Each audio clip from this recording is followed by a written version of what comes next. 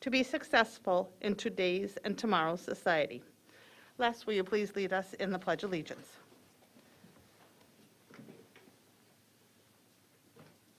I pledge allegiance to the flag of the United States of America and to the republic for which it stands, one nation, under God, indivisible, with liberty and justice for all.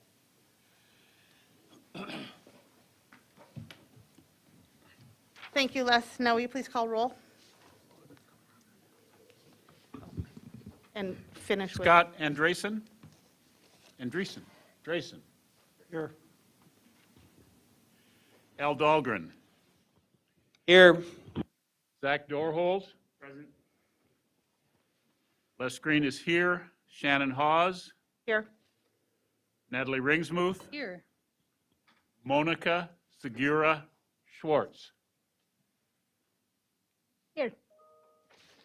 Also present, some here, some remotely, Superintendent Willie Jett, Assistant Superintendent of Elementary Education, Dr. Marcia Beisch, Assistant Superintendent of Secondary Education, Dr. Lori Putnam, Executive Director of Learning and Teaching, Lori Posch, Executive Director of Student Services and Special Education, Carol Potter, Executive Director of Research, Assessment, and Enrollment, Dr. Sylvia Huff, Executive Director of Community Education, Adam Holm, Executive Director of Finance and Business Services, Amy Scalarud, Executive Director of Operations, Gary Ganji, Executive Director of Human Resources, Tracy Flynn Bowe, Director of Community Engagement and Communications, Tammy DeLand, Director of Equity Services, Ellen Stewart,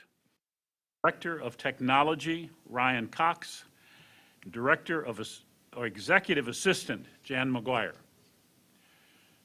Thank you. Welcome. It's nice not to have that half a second echo in there while you're reading those. Yes.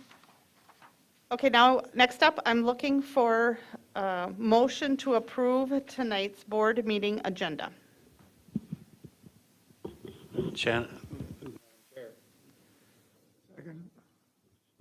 Madam Chair, before you pull through that, I would like to, the agenda. Right, first the Okay, agenda. Okay. Second. Al, are you gonna, Natalie, did So you do it moved. first? Okay. So, okay. So, Jan, I have a motion by Natalie and a second by Scott. Les, can you please call roll? Al Dahlgren, Yes. Zach Dorhold, Yes. Les Green is yes, Shannon Hawes, Yes. Natalie Ringsmuth, Yes. Monica Segura Schwartz, Yes. Scott Andresen. Yes. Thank you, Les. Yes. Next up is the consent agenda. The consent agenda consists of non-controversial items that the board adopts routinely without debate. Any single member may remove an item from the consent agenda by requesting removal at the time the consent agenda is moved for adoption. Up on tonight's consent agenda, item A, approval of minutes for February 17th, 2021. Item B, approval of bills and other financial transactions in the grand total amount of $2,537,096.21. Item C, acceptance of grant awards and donations. Item D, approval of Chromebook purchase. And item E, bid award to Lahi and Kennedy site improvements. Looking for a motion to approve tonight's consent agenda. And Al, go ahead. Madam Chair, I would like to ask to remove consent agenda item C, grant awards and donations. Okay, and then, so I need a motion to approve items A, B, D, and E, So correct? moved. And looking for a second? Second. Okay, so I have a motion to approve the consent agenda items A, B, D, and E by Al, a second by Scott. Les, can you please call roll? Les Green is yes, Shannon Hawes, Yes. Natalie Ringsmuth, Yes. Monica Segura Schwartz, Yes. Scott Andresen, Yes. Al Dahlgren, Yes. Zach Dorhold. Thank you. And Madam Chair, I will recuse from this one. Okay, and so looking for a motion to approve item C, acceptance of grant awards and donations on tonight's consent agenda. So moved. Second. Okay, I have a motion by Les and a second by Monica. Les, can you please call roll? Shannon Hawes, Yes. Natalie Ringsmuth, Yes. Monica Segura Schwartz, Yes. Scott Andresen, Yes. Zach Dorhold, Les Green is yes. All right, thank you, Les. Okay, first up tonight for informational items is community education, adult basic education update. Tonight presented by Adam Holm, Executive Director of Community Education, Jennifer Noble, Supervisor of Community Education Program, and Maria Burnham, Supervisor of Adult Basic Education. Welcome. Good evening, Board Superintendent Jett. We're super excited to be here tonight, so thank you for having us. I'd like to introduce Maria Burnham and Jen Noble as they guide you through our presentation. Well, good evening, everyone. My name is Jennifer Noble, and I'm the Supervisor for Community Education. Good evening. I'm Maria Burnham. I'm Supervisor of Adult Basic Education. I also oversee the Central Minnesota Adult Basic Education Consortium, which consists of 31 school districts, 26 locations, and 1,920 students. Thank you. In the last year, we have offered classes in a variety of ways due to COVID, including distance learning, hybrid, and in-person. Presently, we are offering in-person and distance learning to continue to meet the needs of all of our learners. English as a second language has classes in levels 1 through 5. Our pre-diploma, diploma, and GED are all high school credential programs. We offer citizenship classes and a developmental math class. Additional content areas include family literacy, technology skills, transition to higher education, employment readiness, and workforce education. The majority of our support staff are former students. Quarry View is the consortium's largest site, with classes offered both days and evenings. La Cruz offers classes 4 nights a week.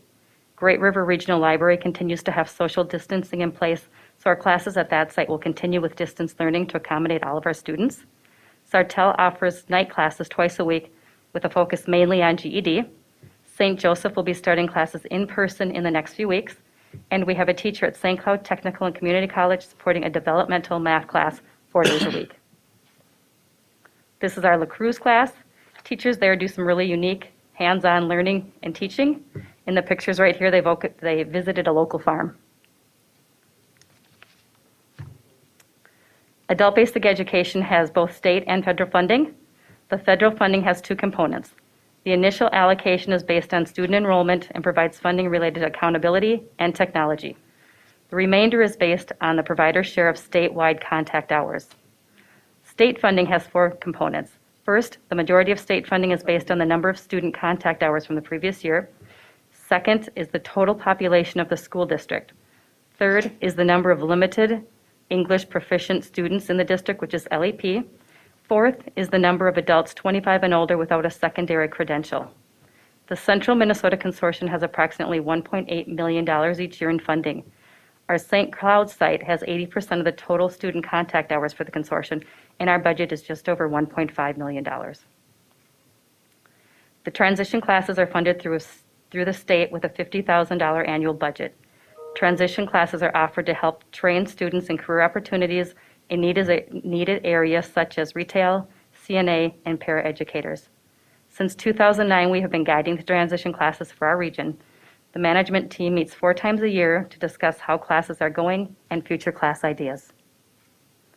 At Quarry View, we offer paraeducation exam. We also partner with the district Student Services Department, and examinees that work for the district get $10 off the price of the exam. We wouldn't have the great programs that we have if it wasn't for the partners that we collaborate with. Thank you, partners. In January 2020, we opened our GED Testing Center. It was very exciting. Unfortunately, after 3 months, we had to close due to COVID.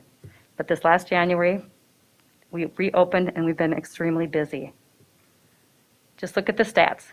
Each GED student needs to test at a high school graduating level in 4 content areas that include science, social studies, language arts, and math to pass the GED. If anyone is wondering if we are meeting the mission of our district, please look at these students who have been engaged, inspired, educated, prepared, and empowered to learn and to succeed. So some great smiles. Thank you. Gary said he may have to send us a new link, but he's definitely trying to resolve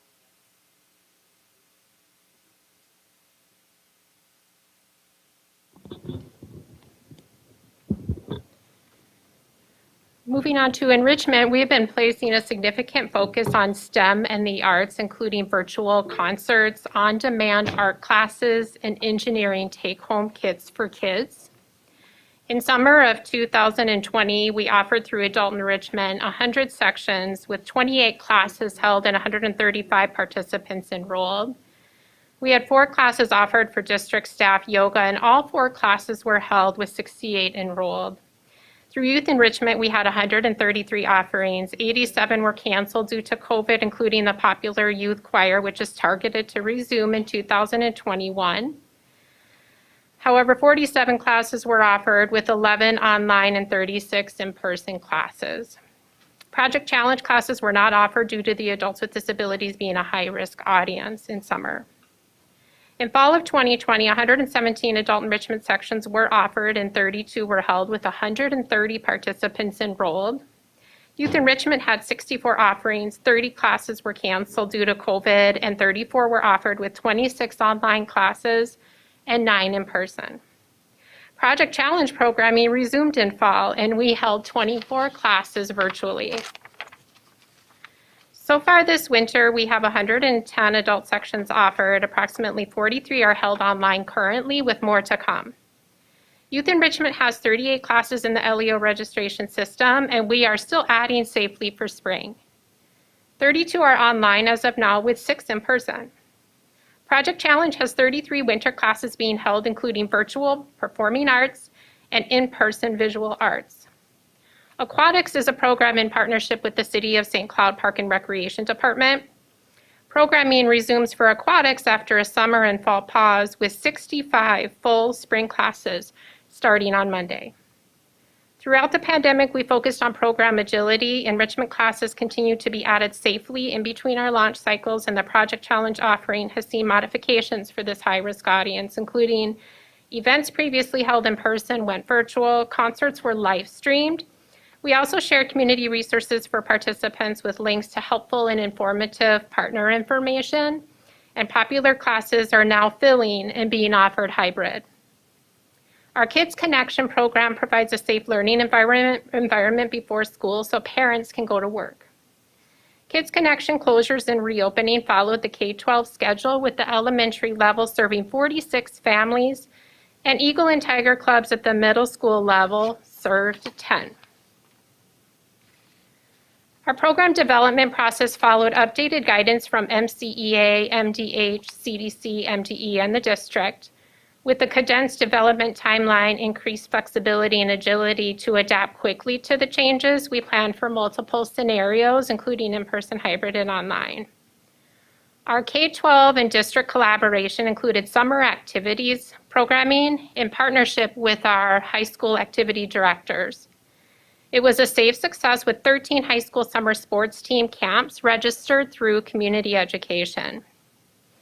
Volunteers are on pause, and we flexed our staff as needed. Through school facility use, we worked with the district facility coordinator for changing space needs. In summer, we had 11 renters and served 2,005 people. In fall, we also had 11 renters serving 800. So far in winter, we have 10 renters serving 450 and growing. For fall public relations, we sent the first mini catalog mailing, which was part of a Community Education Advisory Council recommendation. Its purpose was to tell our story and create awareness. We've also had the opportunity for program promotion and visibility, including a WJON social distancing fitness feature for enrichment, and targeted and frequent communications through email marketing campaigns. Digital signage was added on the Corey View campus for district, school, and program messaging, and we received a significant number of grant dollars for the Sponsor a Child program, which provides scholarships for enrichment class participants and families with financial hardships. One of our special summer projects was the Discovery Fields and Courts upgrade called A Place to Play. It is a partnership between District 742, Discovery School, and the City of Waite Park, with a $20,000 grant from local business Burnix and matching funds from the city while partnering with the local Boy Scout troop and the school. This exciting project creates opportunities for increased usage of the Discovery campus outdoor facilities for families, youth, and adults. We continue to develop digital and hybrid offerings in addition to growing number of safe in-person classes. Our summer launch planning is in process, and summer classes will be a combination of in-person, digital, or hybrid offerings. We continue to stay on top of changing health guidance and recommendations. And now we'd like to share our Be the Difference video produced by our communications team.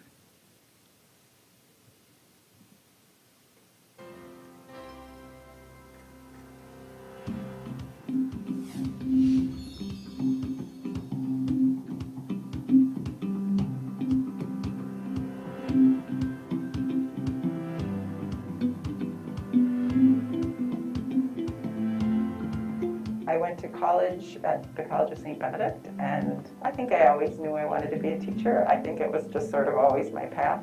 So for 10 years I taught, and then when I had my children, I decided to stay home with them. I worked part-time in ECFE, and I really enjoyed that. I loved working with the adults. The year that I spent in the Bahamas, refugees, teaching English, and then I got the experience of working with adults. Adult ed was a really great path for me because I could combine those two loves that I gained through my experience in the past. We've made a big difference in their lives, enabling them to communicate with the people they needed to communicate with this past 8 months.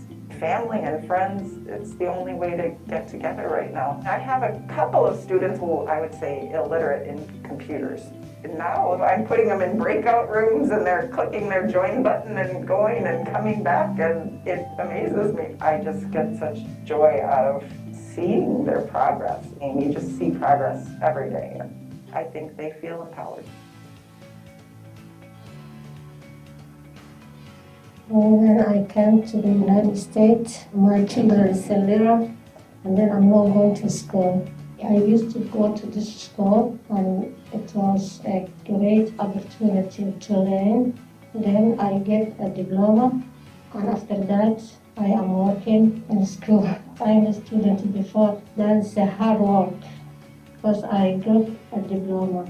I am helping a teacher, because the new people, even they don't know how to write, how to read. Some, they don't know even say Somali. Some people, they don't know even the A or B or C. They don't know the computers. I'm helping those people. They went back to school, and some people still they need online because they have children and that. I think this is good. I think it's a help too. I was head football coach here at Apollo, and I did that for 10 years. We had a youth football program that was for 5th and 6th graders that was through community education. We decided to expand that and provide opportunities for kindergarten through. We held for 5th. We made our program as truly a K through 12 program. It's a great way to meet new friends. It's a great way to get involved. The players come and they work in their jerseys, and the kids get to see them. And then when they go to games on Friday night,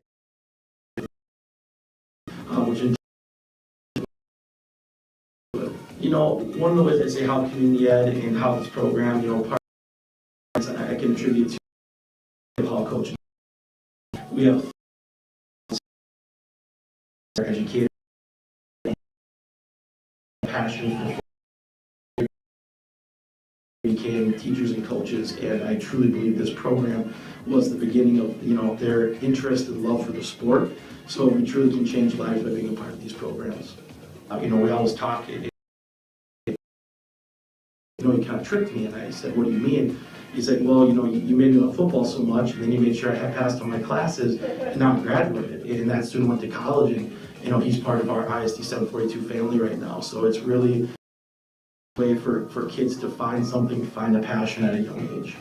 742, be the difference. 742, be a difference. 742, be the difference.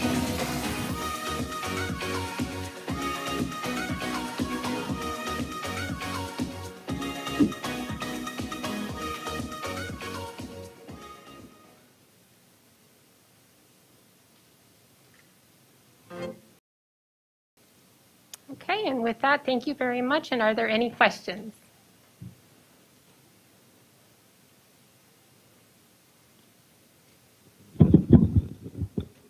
Les, do you have questions? Oh, Or comments? I was trying to figure out my microphone, but it's on. I noticed that a number of people took the test for GED, and there's a smaller number who passed it. How's that going? It's going very well. What it is they have to have 4 tests. Oh, But 4 Right. tests equal one graduate. That's why the number of tests is higher than the number of graduates. some years ago, I had a conversation with the director of community ed about an idea. And the idea was to have the highest per capita parent high school graduation rate in the nation, which was community ed's job to go out and search the people out and drag them into that program that don't have a high school diploma. The reason I say that, my mother left school in 11th grade and went back and got her GED after. The reason she did is that all of my kids have gone to college and they're so smart that they don't want a dumb mother. And so we didn't even know she was doing it, by the way. And she went and in Minneapolis and got her GED. And so it's I think it has some value for parents and their families if we. So. I would agree with you. I am a GED graduate myself. Oh. And I've all right. gone now to college and become a teacher, and I'm teaching GED. And you want to go knock on doors with me, I will meet you somewhere, and we can start looking for about people. that. I'd love to get them all in. Right. Thanks. Al? Can you go back to the ABE slides back in the beginning? But I do want to make a couple of comments. And for ABE, we've always had the ABE graduation with a couple of other school districts in the beginning of this, right after the Apollo and Tech graduations. And that's always one of the most fun ones to go to, because those are the kids that aren't supposed to graduate, and not just kids, it's kids and adults that just aren't supposed to graduate. And the accomplishment of graduating, I think, means so much more to them than the kids who graduate from a normal high school at Apollo, Tech, Cathedral. I don't care where. If it's a normal high school, you expected to graduate and you're graduating. But these kids and adults have gone through a lot in life. An individual story. And I just love it at the ABE exercise where they get up and they tell their stories, because a lot of them are tearjerkers and just kind of grab you and make you very thankful for how easy it was in your own life and how much they've had to come through just to get where they're at. But if you go, there was a slide up here that had the number of people that are enrolled in ABE. And 216 students registered, 341 GED practice tests have been given. But you think there's 216 students just in our immediate area, and by immediate I mean larger than our school district, but just this immediate area, 216 people who are trying to turn their life around, who are trying to give themselves some direction, who are trying to give themselves some opportunity. And if we didn't have this program, those 216 people, I don't know what they would do, because everyone's given an opportunity to graduate, and some people don't. And some people mess up, some people, and they don't all mess up. Some people are just in a situation where they can't, for some reason. They have to drop out to take care of a parent who has cancer, and then they can't get back in. There's, like I said, everybody's got a unique and individual story. But these 216 students this year, that's a lot of people, they're being given an opportunity to make something of their lives and to not be forced into a situation where they can't work because they can't get a job. And they just kind of get down on themselves, become drug abusers, whatever. These people they're looking up to something great. And I think this program is just, I mean, it's worth every penny that we put into it, because it truly does help people that need help. And I only wish that we could get a better saturation and get more of the people who, for one reason or another, drop out of high school and don't graduate, but get them to come back into this program and graduate. And then it's the same thing through community education when I look at the ELL programs, the adult EL programs that we offer.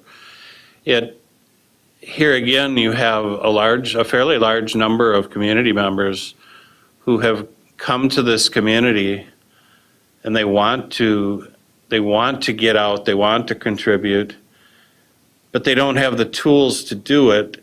And the one place that they can turn and get support is to the District 742 programs, which really help them to learn English, to learn to communicate, learn how to navigate this system and go out and become productive people in this society. And that has to happen. I mean, you can't, I mean, we've had a big influx of, especially East African, but a lot of different nations, a lot of different people have come into this community, and they're here. And there's no changing that. So this program addresses that need in this community. So community education is not all about yoga and making pies and things like that, which are great classes, and they also serve their purpose. So I'm not saying those are bad courses. But just for certain people who are in real need in this community, this program addresses an awful lot of situations within the community. So those are my comments. The one question that I have, and I think the answer is no, but if a student graduates with a GED in our ABE programs, does that count as a graduation towards our district graduation rates as a not on time graduation, or is that only like McKinley? Depending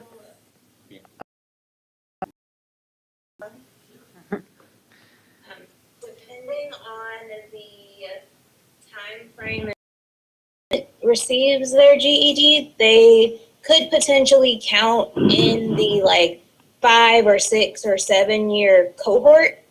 So it wouldn't be included within the 4-year cohort or 4-year graduation rate. But if it falls within the 5, 6, or 7 year and they were one of our students, then yes, they would be included in that graduation rate. So only if they're one of our students then? Correct. But so an adult who would come back, say we have a 40-year-old who comes back into our program, that would not count because it doesn't fall within the time frame? Because they were not within that cohort, correct. Okay, thank you. Only question. Thanks, Al. Anybody else have any? Monica?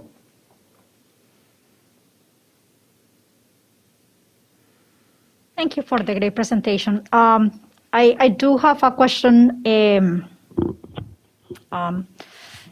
about funding. So how is adult basic education funded? Our biggest funder is contact hours. So we want students in, and the state and the feds give us money for contact hours. So having our students in and getting those hours for students is our biggest funder. We also are funded through, like I said, the district population, the number of limited English proficient students, and also the number of adults 25 and older without a secondary credential will also fund adult basic education. So where does the money come from? The state and federal government. Is it enough? We have tight budgets, but we do okay. People that teach adult education have passion for it, and our teachers are dedicated teachers, and I don't know that the money is always the main thing.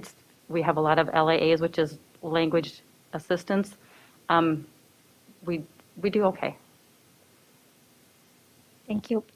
Do we have have we done as a district any attempt to increase funding for adult basic education in any way? And is that a possibility? Has that been a conversation? Could that be a conversation? In my experience, when I was working at La Cruz, the program could be a lot more robust, a lot better, a lot more effective if would be enough funding for it. And the teachers that did this really did it out of their hearts, as you have mentioned. But if they could also do it for love and for a living, that would be a lot more effective program. Yeah, we've been very fortunate since I was hired. Superintendent Ged has allowed us to put the right people in the right places. That's why we have Maria and Jen. And you talk with La Cruz, they partner with us now, and we're on campus with, we meet with JAMA a lot, and they have all the tools, I would say, necessary.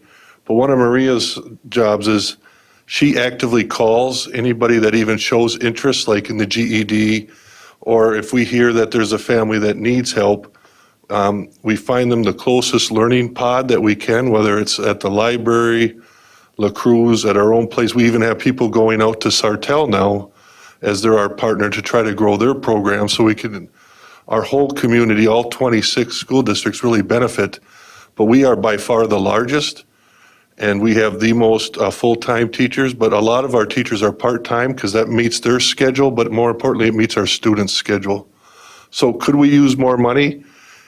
Always we would say yes, but at the same time, very few, most of our classes do have waiting lists, but we get them in as people make choices in their lives. But La Cruz, from what I hear, we have their classes, we have 2 individuals working out of there, but they follow the teacher's salary or the LAS salary, but our full-time teachers follow our teacher guideline. So hopefully, we're not the highest paying, I don't think, but at the same time, we're meeting the needs of all of our students, and that's our goal, is make sure that they can get their, reach their hopes and dreams. And if that's a high school diploma, we have 3 ways, I believe, to get it. And we'll continue, but if we're always open to try new things and reach out more to the community if there's a better way to do it. But a lot of people have been calling Maria to see, what we're doing, how we're funding the way we are, because we're very, very large. And then yet we work with Kimball and we're Corey, we go to Mora. Yep. Cambridge, And Tysanti. Cambridge, we advised one large community out west there call us for, guidance. So we've been the district, we just 742 has been just fantastic of meeting the needs for, community education and ABE. We never feel like we're on an island. It's truly a lot of support. Lori Poche helps us out if we need curriculum. So it's not like we're separate from anybody. We can call Dr. Putnam. She's been over to, help us with maybe some teaching strategies as well when she's in the building. So it's just been very fortunate.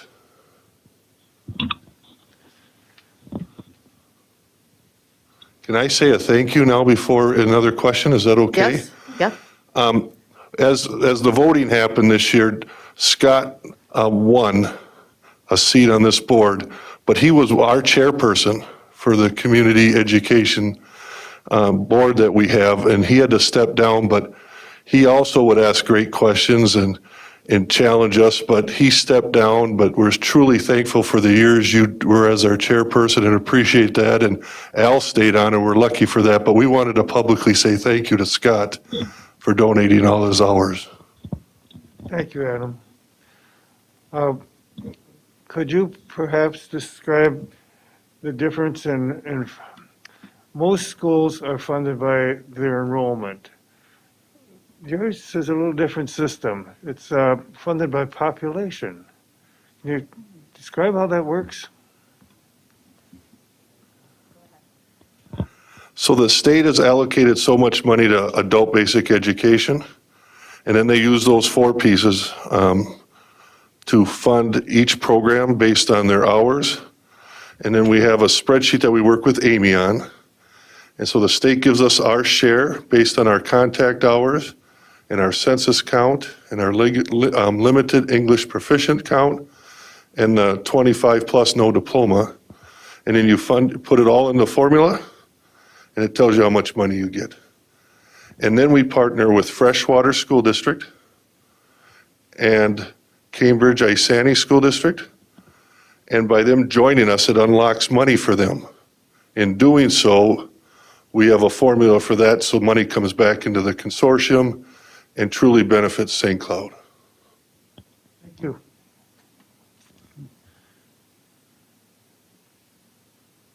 Anybody else? Natalie? I was just really, first of all, thanks for your wonderful presentation and your great work in our community. I've loved when you said the majority of our support staff are former students. That's wonderful. And then to hear Basra's story, Yes. how she is in the classroom that she once was learning in. So just wanted to point that out and say that that's a beautiful 742 family moment. So thanks for bringing that up. Thank you. Thank you. Anybody else? Al? Can you talk a little bit more about I heard the words Discovery Fields Improvement Program. That's happening this summer, and what exactly are we doing? Yep, so we started last summer. We had a community member reach out and wanted to write a grant for the Burnix grant. So we embraced that and partnered with him and the Boy Scouts. We have a Boy Scout working on his Eagle Scout program. His name is Ben Noble. Oh yeah, he's related. So he met with Matt Plumhoff, and they designed the back of Discovery was kind of humpy and weedy. So they partnered Matt and Ben. They walked it, and they brought in a company to reseed it, brought in some soil. We refixed the sprinklers, and now there's room for 3 to 4 soccer fields. Right next to the tennis court was 2 basketball courts. Well, the city donated 4 glass backboards that go down to 6 feet so our kindergartners can shoot. And it cranks up and locks at night, so then the community can use it. It'll include the walking path that the community wanted and this group funded, so thank you. We use that for our matching grants. We got a robot striper, and we got that into the project, so it can stripe not only Discovery's fields, but all of our complex. So we have the walking path, we have the soccer, lacrosse, overall playgrounds, ultimate frisbee will be out there. We got 2 basketball courts. Gary and Ryan made sure that there was some type of camera out there so we could kind of see, and we'll add more as necessary. And Matt was making sure we had enough places for people to put their plastic bottles into so it keeps clean. And now the Boys and Girls Club at our meeting on Monday, our advisory committee meeting, has volunteered to have the group, the students, as part of a giving back to the community, help with the cleanup. So the kids that use the field will help clean it up. And we have great tennis courts that were already there. That was a well-informed answer. That was impressive. And wow, what a partnership and community. Thank you. Natalie? Yeah, and just even to give more context on that field, I used to live in Wade Park, and there was so much desire from the community of Wade Park for a place for students to play. There was just contention of where they could play and who was playing there and things of that nature. And so this has been a city issue for many years. And so to see that the district is partnering with the city to do that is really beautiful. And to have spaces for all of our kids to play is wonderful. So thanks for your work on that. Yep, and just so people know, the mayor and the police chief of Wade Park are very active. In over 2 years that they've raised $7,500 for soccer goals. That's besides those backboards they sent over. So between the district putting in well over 30,000, Burnix putting in 20, the city is really vested, and they've also promised to be very active in being over there and running some camps and being visible so that, and then JAMA has also bought 2 soccer goals so that we never rent out one field. It's always meant for community use. So there's been a lot of people that really care about our community join in so that Discovery Playfields will have a nice place to play. And I forgot the sign. We have to have a sign. So we'll work with Tammy on that, but to make sure that Burnix and the school district and the city are all recognized for their caring of the program. Scott? Can you tell us a little bit about how you rent things out and setting the costs that are reasonable, and how a person from the outside is actually going to try to rent the facility, and you have different levels of for elections, it's at one level, for the outsider, it's a different level for teachers and Yeah, so Scott knows, he sat through and helped us. Him and Al sat through the night when we looked at what we need to charge for an outdoor field, what's affordable, so that pretty much everybody can afford it. So a soccer field's $10 an hour, or a football outside, non-stadium. But we sat down and looked at all that. We have a great website. You just go right under Community Ed, hit Facilities, click the button. You click what day you want, what classroom you'd like. I think classrooms are like $16 an hour, and that covers the building attendant and just a small fee for the community. They can also petition. They would call Jen and say, here's what we're doing. Is there any way that you can work with us? And we try to partner up events on the same night to lower the cost, to truly make it affordable.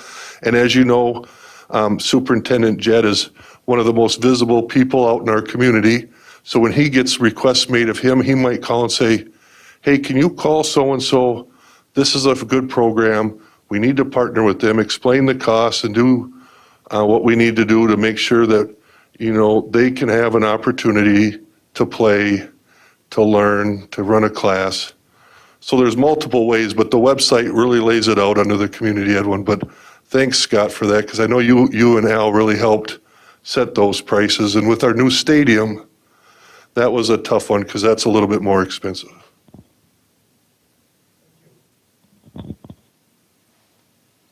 Anyone else? Okay, thank you guys very much for coming here tonight. Vacation. Thank you for having us. Next up for information items is Madison Elementary School presentation, presented tonight by Principal Tim Fingenbeiner, and welcome, Tim.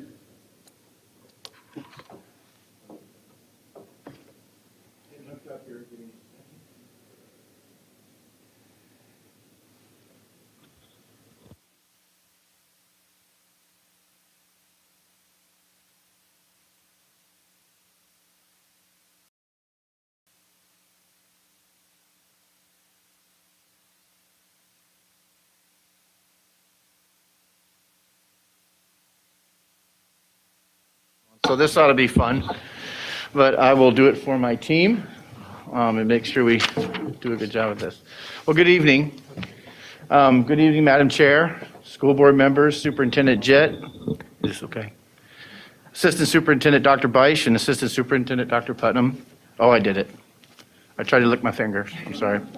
I swore I wasn't going to do that. I have another strategy for that, so let's see how it works. Thank you for inviting me to share the Madison story.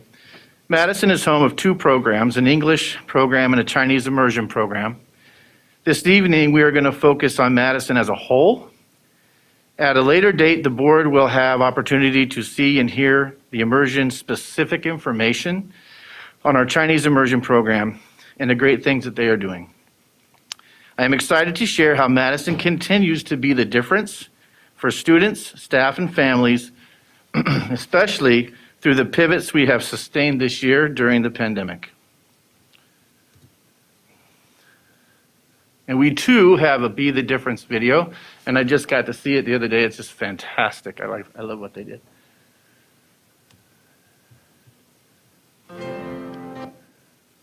Whoops, here we go. I don't know why. Okay. I had another career before this. I was a mom at home and I raised 6 kids. Raising 6 kids, I looked at my husband, I said, should we have one more or should I go out and rent some? He said, why don't you go out and borrow a few? And so I came and started working at school and have loved it ever since. I've been here in Madison for 19 years. I have had a multitude of jobs in my time here. My current role in the building is the SEL coach, and my job with that is to make sure every day that students and staff have all of their needs met so that they can be successful. We've learned that there's a lot more than just academics that contribute to success. SEL is the emotional piece of education. So whatever the need is, I have the ability to fill it. Typically, it's greeting the students in the morning, getting students off to a great start, teaching lessons throughout the day, support that's needed, celebrating with kids who feel really proud of doing and what they've been working on, and then making sure that kids are ending their day well and ready to come back and do it some more tomorrow. I have seen so much growth with so many kiddos. Some of it is just being extend that, learn what they need to learn.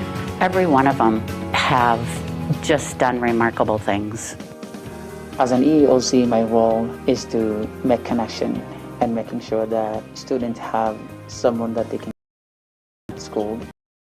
EEOC job by students and families who are really the school district, and do a family outreach, and that we've seen family connecting back to school and staying connected. Our goal is to make sure that we bridge the achievement gap. We created actually different teams that we've been meeting on a daily basis, and we've actually divided the work so that we can feel connected. I also try to maintain that connection, that phone call every day.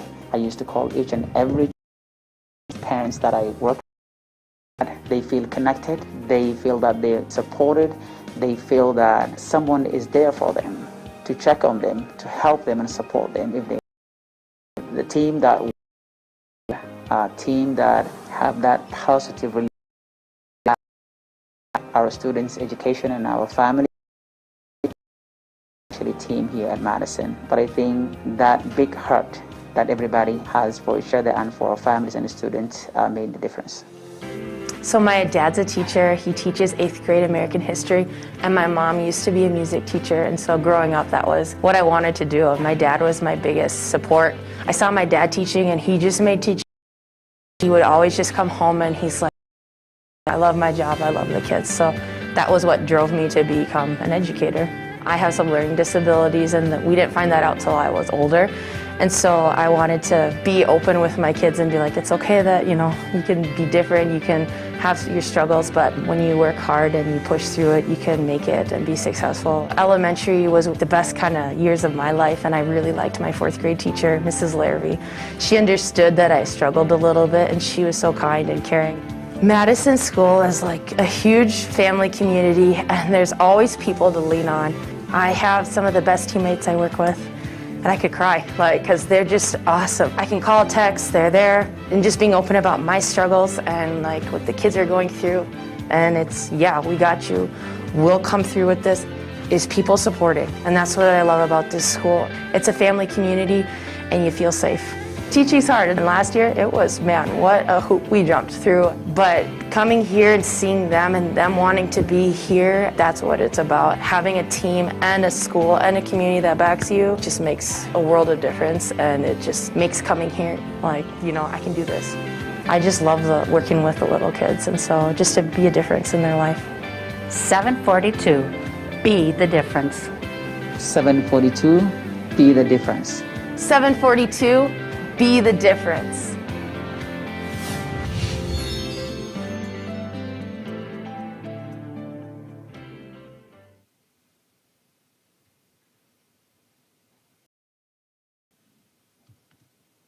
you know, technology doesn't like me sometimes. For some reason, it's not going to the next.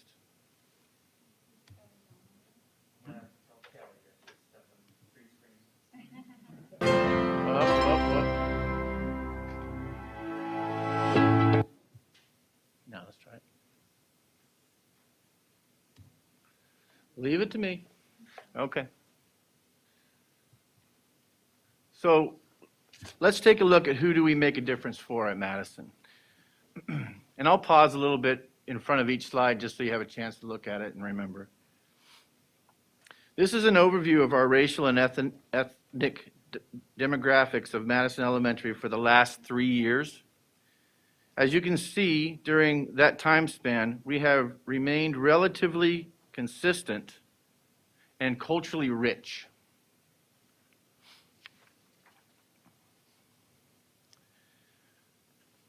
As you walk into Madison through the main door, there is a mural. This mural, painted in 2002 by Mr. Bob McCoy, depicted the students Madison served. As I looked upon it my first day in the building, I noticed it did not encompass the students that we serve almost 20 years later.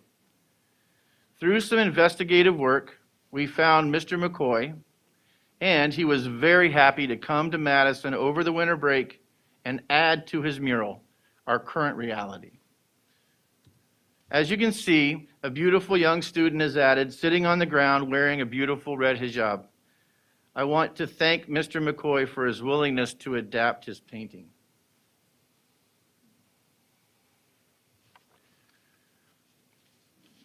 At Madison, students qualifying for free and reduced lunch, special education services, and EL services remained mostly unchanged over the last 3 years. The drop in free and reduced lunch applications this year is not due to a lack of need. We surmise that the free lunches for all students this year, because of the pandemic, parents did not feel an urgency to fill out the applications. We are working to plan and help parents understand the value of the filling out the free and reduced applications in the coming year.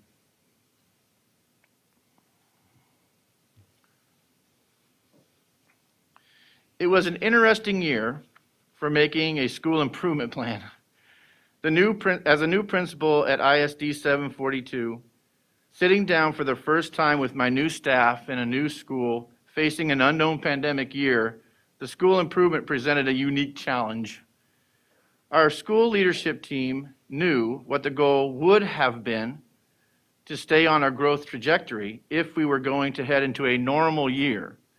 We decided to leave our goal as it is, it be our baseline to help judge our success through the challenging, unpredictable, and unprecedented year.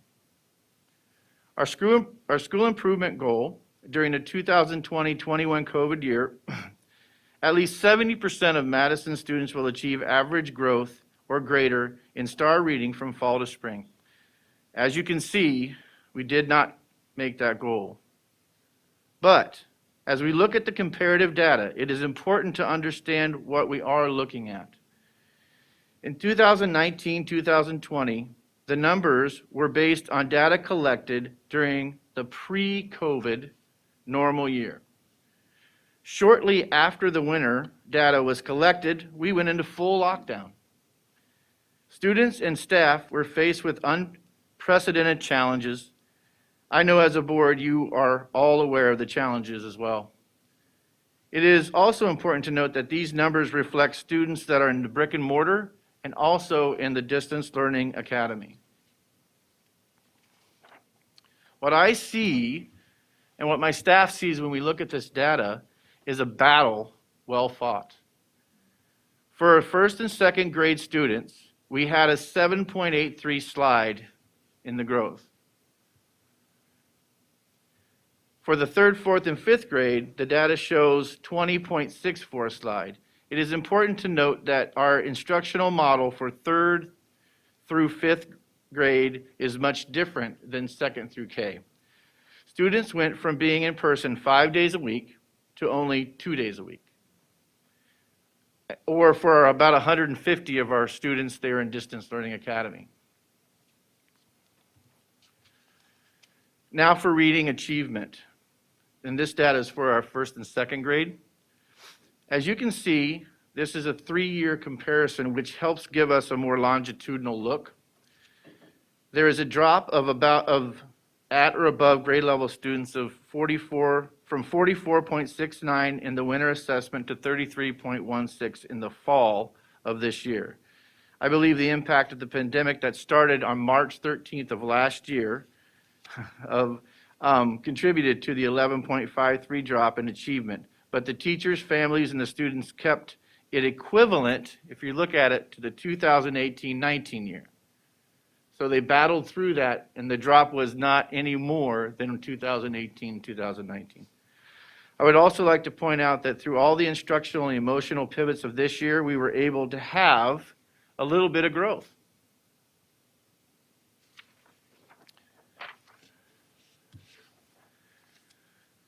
For the 3rd, 4th, and 5th grade reading achievement, we see that even though they faced much instructional adversity, they were able to maintain the achievement. I want to point out that our teachers targeted the students that faced the most challenges. We believe that at this level, the fact that achievement did not go down was a win.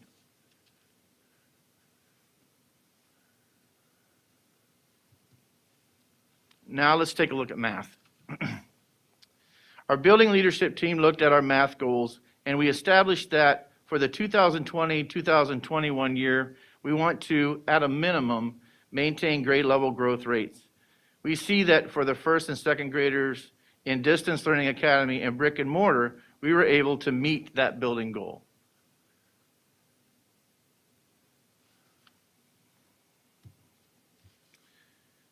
Math growth for the 3rd, 4th, and 5th grade students saw a reduction. We see the growth took a 25.79% slide from last year's pre-pandemic instruction to now. We have already started working on strategies to assess students on an individual level in order to identify gaps and differentiate math instruction to accelerate the growth.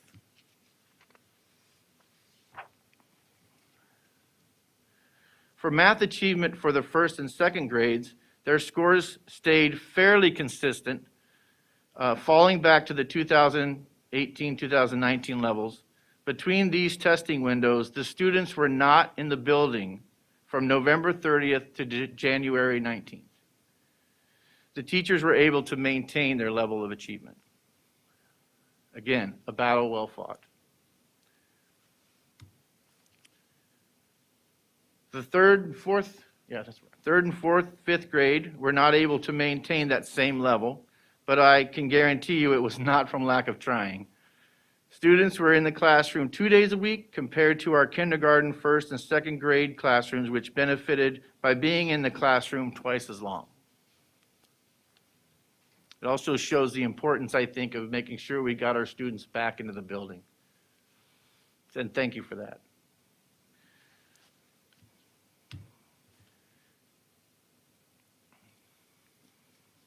It's very clear that the social, emotional health and well-being of our students has an impact on their learning. This slide from data in 2019, 2 years ago, shows a decline of 5% in the students' perception that Madison teachers care about them. More significant may be the 9% drop in the perception of how students felt teachers helped them feel good about themselves. This is data that we take very seriously and are working to correct that trend line. Despite the pandemic, our teachers have made daily connections with students through morning meeting, whether in Google Meet or in person. We know that building a strong, positive relationships and a positive classroom community shows students that we care. This data also shows that students believe teachers have high expectations for them, which we know is important for student success. Though data was not taken last year, we look forward to learning how students are currently feeling as we work hard to compensate for the disconnections created by the pandemic.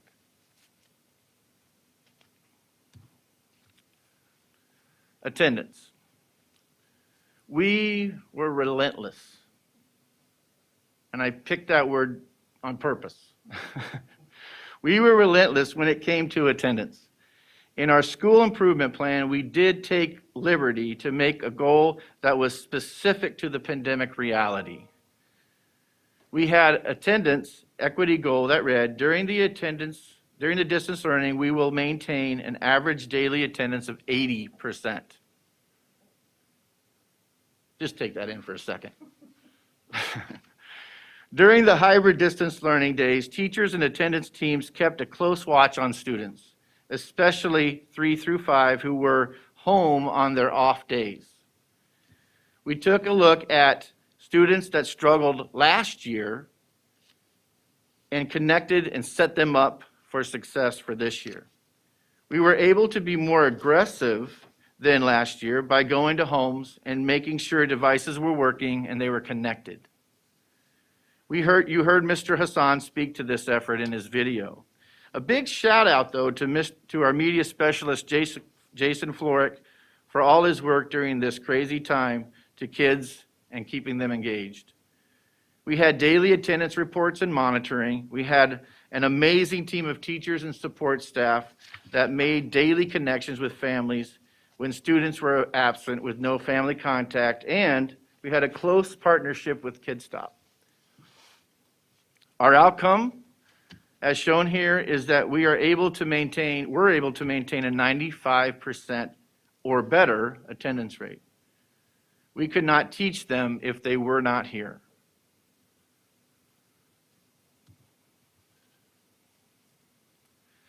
Our school improvement plan stated that in 2021, COVID year ODRs, office discipline referrals, will decrease by 30% over the previous 2019-2020 year.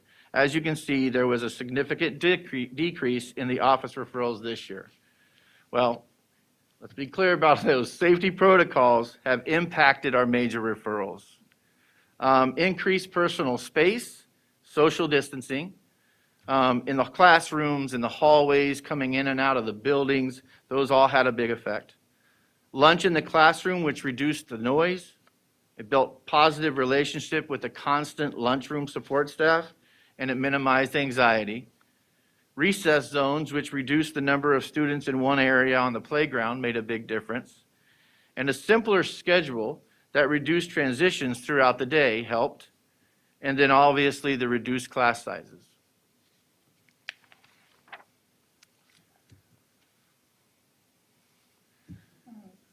I just really like this picture. But we are waiting for the day that air hugs will be replaced with holding hands and singing and table smiles. I got to tell you, I went to a hockey game for a couple of our students the other day, and I did pick her out just because of her eyes. And I'm finding it very interesting how that's become kind of the thing now. So, thank you again for the chance to share our work to make a difference for the students and families at Madison. I invite any and all of the board members to come to Madison for a visit, and I would be happy to give them a tour at any time. Questions? Thank you, Tim. Les? Ma'am. Just a question about the attendance. Have you got that written down somewhere about how you did that and how it compares to our other schools? I don't know how it compared to the other schools. I think to look how we did. As far as writing it down, it's kind of here. At the beginning of this, I asked the staff, I said, I wasn't here last year. Mm-hmm. And I don't know how that went down, but I heard what a rush it was. I was at Tech, and I know that we lost kids. I mean, we just couldn't find them, and it was a battle. I was up at 2 a.m. sometimes in my basement calling people and saying, where is this kid at? So I was afraid of that, and I asked my team, how did it work in elementary last year? And they had this fear on their face. And so I instructed them to find the students that you struggled with last year that are still here now, because the numbers started going up, and so they did. And so we created grids and sheets, and we split up all of the kids, and I said all of them. I didn't just want to make connections with the students that we knew had trouble. It's all of them. We split them up among teams. We had our specialists be a part of that. Let's face it, if those of you who know Karen Cruz, she's going to find you. And so we split the kids up with all of our team members, and we made daily calls. And like I said in the presentation, we can be more aggressive this year than we were last year. If you remember when we shut down, we didn't go anywhere. It was hands off. This year, we learned more about the pandemic, and we learned more how to be careful and yet still get to the kids. And so that was a big benefit, to be able to go do that. And with our Somali population, we have some amazing people at Madison, and they had no fear, let me tell you. And I had to hold them back many times. Thought, no, you can't do that, but go there. So writing it down, I don't have it on paper, but we have it. Right. Well, the point of it is that we had a challenging year, and we had to do some things that we didn't normally do pretty well. Yes. So the question is, when we go back to quote what's normal, maybe bringing some of those experiences forward, one of them being about attendance at all the schools, because we have a group of people who have agreed to make sure that they attend school. And so the kind of strategies that we might use that are somewhat new and different about getting kids in school may be useful for you to think about what you were doing. And I think before we went into the pandemic, I was sitting in the Tiger Den, and I was with my admin team, and I said, there's going to be out of this horrible tragedy.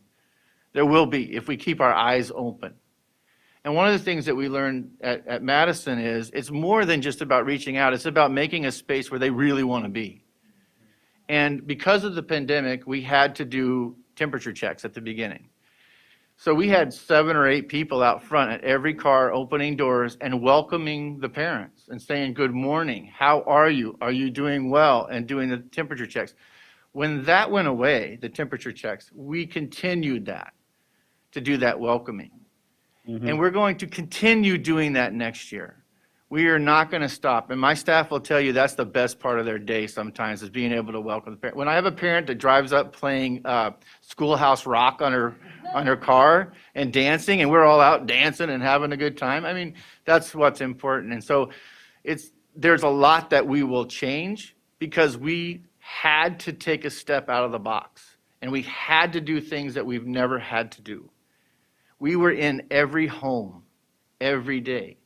If you were to tell a teacher you're going to have 30 adults in your classroom, their parents watching you teach, that would have made them very uncomfortable.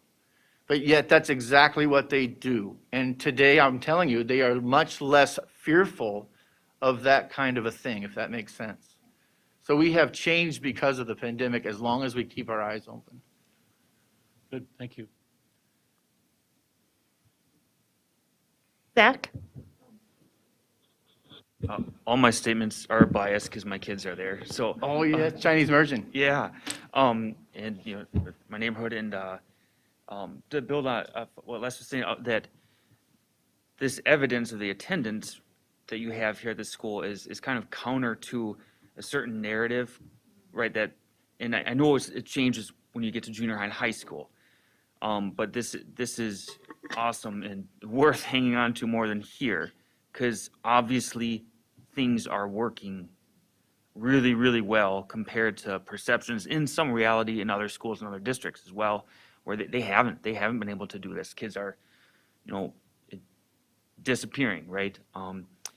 So whatever you're doing is working, and I'm continuously amazed by the welcoming environment there, and it is needed for the school demographic and everywhere school. They should be palaces in my mind to begin with.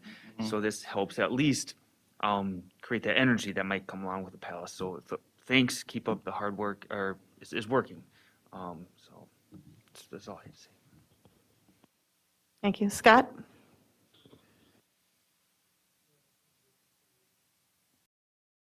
I can hear you fine. You were talking a little bit about trying to hold the line against the losses of the pandemic. Now, as we get some control over the pandemic, I'll bet you've got plans for making up those losses too. Absolutely. Tell me about it. Okay, so one of the things that I believe extremely strongly, and I have several of those people that know me, but is how do you differentiate instruction for any student coming in? And our staff has already been talking about, okay, we're going to have gaps. We're going to have holes. We're going to have, math is kind of easy to see. Okay, they missed the fractions. We got to catch them up there. I was in a third grade classroom today and watching them do equivalent fractions with our students, which they should be further along. So we know that we're going to have to longitudinally talk a lot. But we're also going to have to look at individual learning plans, is what I'm going to call them for right now, for each one of those students. And when I taught years ago, I won't tell you how long, I had in my classroom, every student had at a glance, like this is where they're at, this is where they're going. We would meet with those students. So there's ways that you do that, but it's individualizing for each one, because each one of our students had a different experience through the pandemic, like we did, right? Each one of us felt differently. And each one of those students had a different home life. And so they're not coming to us in the same place. Just because they missed a lesson doesn't mean they're all back there, because some may have had a parent at home that helped them through that, if it makes sense. Man, my teachers were on their Google Meets all day long and all night long. There were times when they were on at 10 o'clock at night or 11 o'clock at night, and I was going back and forth, and that's how we were relentless about it. But they're at all different places. So we have to identify, we're already starting to look at each one of those students. What are they missing? What are we going to have to catch them up? And how are we going to differentiate that instruction for them? So part of my task, and this is my responsibility, is that I help us get to that point and get our teachers to be able to look at each child individually with a plan so that we can talk them through. It's going to take longer than we want. It's not going to be a year. It's going to take time, and we're going to have to talk longitudinally. That means elementary school to middle school to high school, and we're going to have to see how this has affected those kids and then be relentless about how we handle it, if that makes sense.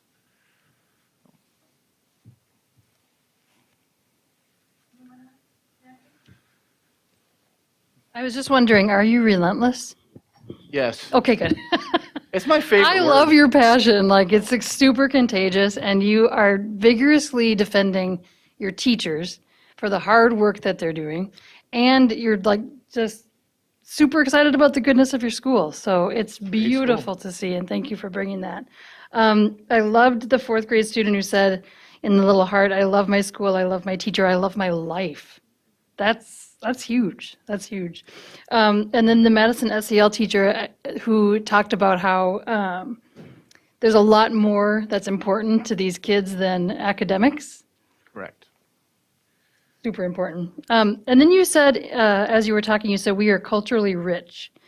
And that's a fact. But then what I saw in that mural is that you're backing up your words with your actions by allowing our Somali girl students to be able to see themselves in that mural. So thank you for that.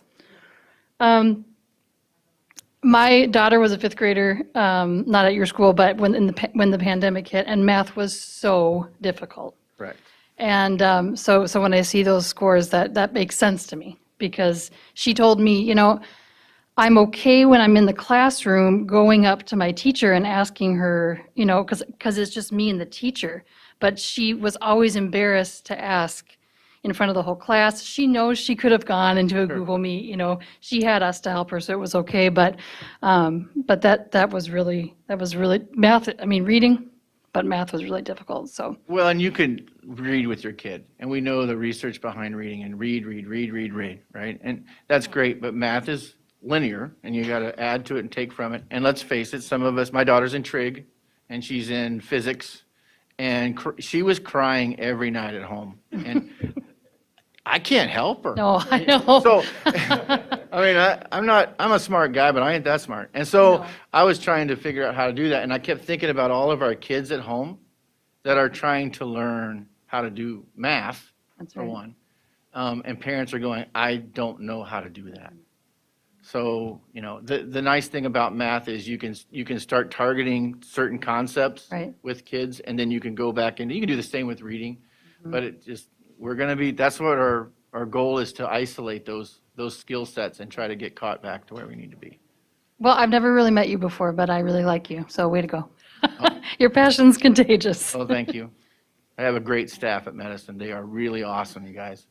So I'm really happy to be there. Thanks, Natalie. Al? Yeah, thank you for the presentation. It was a great presentation, and the attendance numbers are incredible, and that doesn't just happen.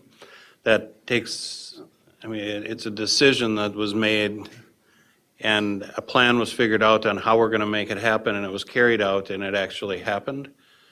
And I think that is something that should be carried forward, but I think if there was one thing that I would hope could be carried forward after the pandemic, it would be parental involvement, to the degree that we've had parental involvement during the pandemic. Parents haven't been able to just drop their kids off at school and then pick them up and say, how was your day? Parents have had to be involved from the beginning to the end. And I hope that if anything happens out of this pandemic, when they come back, you're going to see a lot higher levels of parental involvement. And the idea of going out to the cars in the morning, that's phenomenal, because I think that can only help to continue that involvement, making them feel like they're part of the school and that they're being recognized every day. I just think that can pay off in a big way. I agree. And then lastly, I know you started by saying that you had fears of microphones and snakes. And with the microphone, you can just kind of turn it on and leave it on in front of you there, and so you don't really worry about that one much. But you should know that these two here made sure that you were put in this room on the day that St. Patrick drove the snakes away. I've been made aware of that today already. I know. Great. I want to address one thing that you said, sir, that I think is important. And sometimes we forget that part of our job is to serve the parents. We remember that we're teaching, but we're also here to serve the families. And one of my secretaries, because when we went back to being on a different schedule, her schedule had to change. And she was one of them that was out next to me as we welcomed parents. And she was so mad because she couldn't welcome the parents. And it was interesting because, I know she's just frothing at the bit to get back in there and do that. And I'm like, you can come back every now and then and help us with that.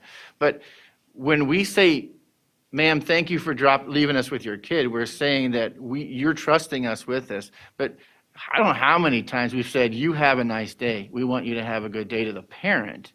And we talked about it. We grouped at the beginning and we said, hey, let's make sure we're talking to the parents. Let's make sure we're saying thank you for giving us your kids and have a wonderful day. And if again, bringing up an amazing human being, if you know Miss Cruz, she knows all their names. Yes. And she knows where they work. And she knows what they're doing. So it's really fun. Oh, hi, Regina. You have a good day. How's Billy doing? I mean, that connectedness has to happen. And that's how we're going to become great, honestly, is having all stakeholders feel like they belong, including the parents. So thank you for pointing that out. It's true. And you say that as I remember that it isn't these two, it was these three. I'm sorry, Marcia. I should have pointed at you too. Thanks. Monica? Well, thank you, Principal. Not say your It is names. okay. It's Finkbeiner. It's fine. Biner. Okay, I'll try.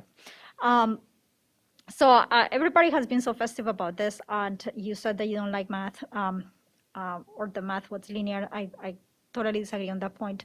But so I don't want to be downer, but I am the systemic one here. So I want to know, how is that you're taking all these learnings, and how is that you're taking that relentless that you were talking about? Relentless is great, but it's not sustainable. Why is it not sustainable? Well, it depends how you do relentless. But when you're talking about calling people at 2 in the morning and having people working 20 hours a day, that's not sustainable, even if we love it, in any system. Right. I can address that. So that's where my point is. How are you planning to take this up, carrying forward in a more systemic way? And I wanted to echo what Les Green was saying about writing it down, because this is great, and I don't want it to go away when you're not part of that school. Okay. So how is this taken forward? Okay, good question. Thank you. So a couple things. The relentless part will adapt and change based on the environment. Once we come out of the pandemic and we get back to some more, I don't know what normal is anymore, but something back to where we're actually working, I think it's critical that we remember that we need to get back to a schedule for our own sanity. I mean, we are working, these guys are all working every minute of the day. It's no downtime at all. And so we're going to have to keep that in mind for our kids too. And so we'll get back into that balance, but that doesn't mean we stop being relentless. And so trying new things, thinking out of the box, pushing ourselves, having hard conversations, meeting with teams, trying to allow ourselves to become the best we can possibly be relentlessly, not passively, if that makes sense. As far as writing it down, that's what your building improvement, your school improvement plan is for. And that can encompass a lot of what we're doing. Does that make sense? But we still have to make sure that we're adapting and moving forward. And so, yes, we will write it down, and that's usually where that's going to live. Like this is how we do it. If our enrollment, if we're using our attendance as an example, I don't think our goal is going to be 80 next year. It's going to have to be 95, right? Maybe 96. I don't know. But we gotta move that pendulum up because we know we can do it. We know we can do it through a very troubling time. And so as far as the writing down piece, that will be in the school improvement plan, and that's where that will live. Does that help? Okay.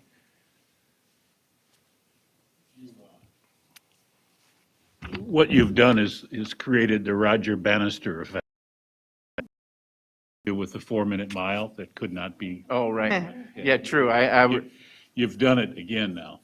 Well, I did not do it. Our staff did it. It wasn't me, but it was, we have set some pretty high, we've done some things that we can build off of over the last year, I guess, and we'll keep building. But yeah, it's the 4-minute.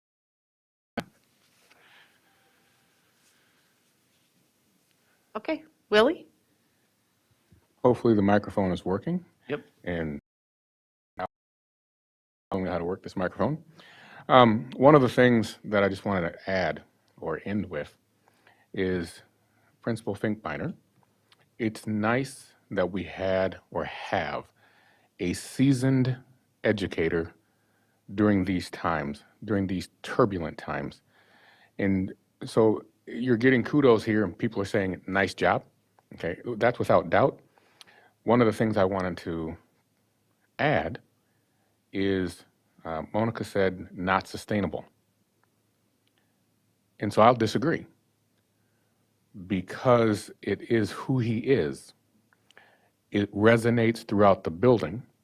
It resonates through his actions, and it will resonate throughout the system or the Madison community.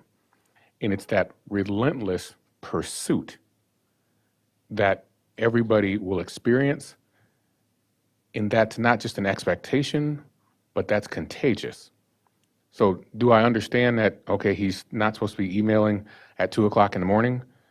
Maybe I received some of those emails and responded back to him, what are you doing? You totally did. That's it. But at the same token, the sustainability of that, he's been in education a long time doing that with that same relentless pursuit and passion for students, families, and community.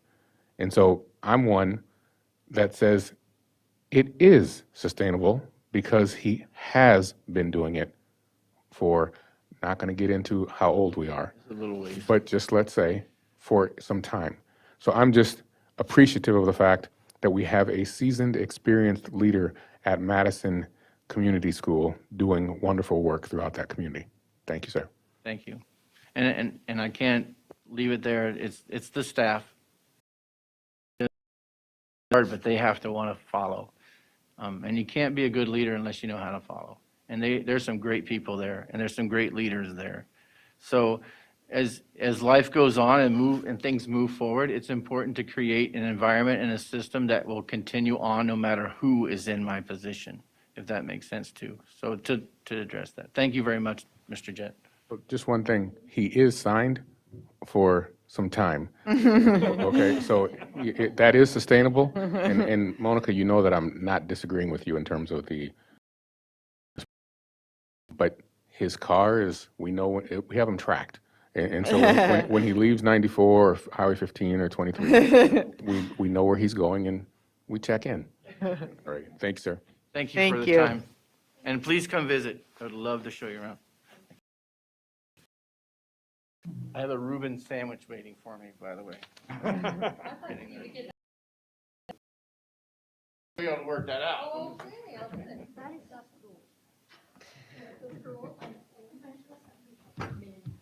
Okay, we're having a slight adjustment in our agenda. We have second reading for policies. We're going to slide those over to the discussion portion of the agenda so we can have discussions on them. So next up is school updates, activities update, COVID update, presented tonight by Dr. Marcia Beisch, Assistant Superintendent for Elementary Education, and Dr. Lori Putnam, Assistant Superintendent for Secondary Education. I'm sorry, Madam Chair. Yes. That's a point of order. You do need a motion to alter the agenda. Okay, I'll take I'm looking for a second. Les? Motion by Al and a second by Les to slide the second reading board policies to after item C of discussion and action items on tonight's agenda. Les, can you please call roll? Natalie Ringsmuth, Yes. Monica Segura-Schwartz, Yes. Scott Andresen, Al Dahlgren. Yes. Zach Dorhold. Yes. Les Green is yes. Shannon Hawes. Yes. Okay, thank you. Catching that. Okay. Good evening, Chair Haas, Superintendent Jett, members of the board, and community members joining us this evening via live streaming. On this slide are lovely pictures of preschool students. The first picture shows a student taking advantage of the beautiful weather to learn outside. The student is using sidewalk chalk to work on the skill of drawing a person with all the main body parts. An important skill as a preschooler, I might add. In the second picture, preschool students are celebrating Dr. Seuss Day. Each preschooler made a hat and enjoyed reading Dr. Seuss books. And in the third picture, you see a student working on making a pattern while also working on his fine motor skills. The student is picking up the colored pom-poms with tweezers. The pictures on this slide are from Madison's virtual family literacy night in February. Each student received a copy of the One District 1 book entitled A Boy Called Bat. Each night during the month of February, students read a few chapters from the book. At Madison, there was a featured question that was read during morning announcements regarding the book, and the first classroom that had the correct answer had the privilege of keeping the stuffed skunk in their classroom for the day.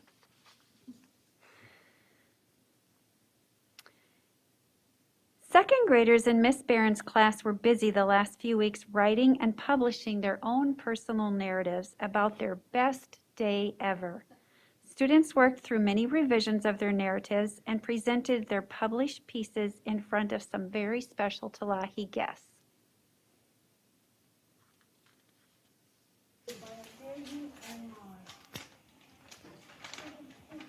My best day was when I went to Lake George. It is a water park. I went with my little sister, my big brother, and my big sister, and we got to our destination. We went to the pool and took out and saw our floaties, and we ran to the pool. And I took my little brother and little sister to the pool. My mom and dad were getting the water. My mom helped my little sister swim. It's unfortunate that we couldn't hear him, but you can see and hear the pride in his voice because he was the author of that story. And as you can see on the board behind them, it says, "We are authors, and I can write my own personal narrative."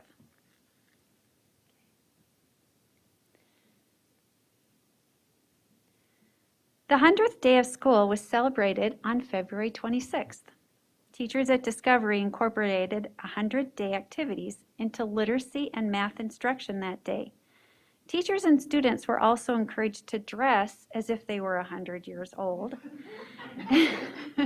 And teachers even took things a step further with something called an aging booth app. Teachers took pictures of students and aged them to 100 years and had them printed in color. You can see them holding the picture of what they will look like when they're 100 years old. Everyone had a lot of fun while understanding the concept of time and number sense. As you know, February was Black History Month. Madison Assistant Principal Kim McVeigh arranged for a variety of speakers from different parts of the state and country to visit 3rd and 5th grade classrooms virtually. The speakers of African American descent talked and answered questions about their background, education, career, and what has helped them become successful. The virtual speakers included Dr. Todd White, who is a neuroscientist from Atlanta, Georgia, Dr. Don McCoy, a pediatrician from the Chesapeake, Virginia area, Mr. Mark Paler, a commercial real estate broker from Robbinsdale, Minnesota, and Mr. Lawrence Waddell, who is a member of the nationally known R&B band Mint Condition. Mr. Waddell played keyboards for the 4-time Grammy-nominated group that toured with Prince in 2010. Mr. Waddell visited the class virtually from St. Paul, Minnesota. March is Music in the Schools Month. I'm going to share a couple of videos with you that highlight music in our elementary schools.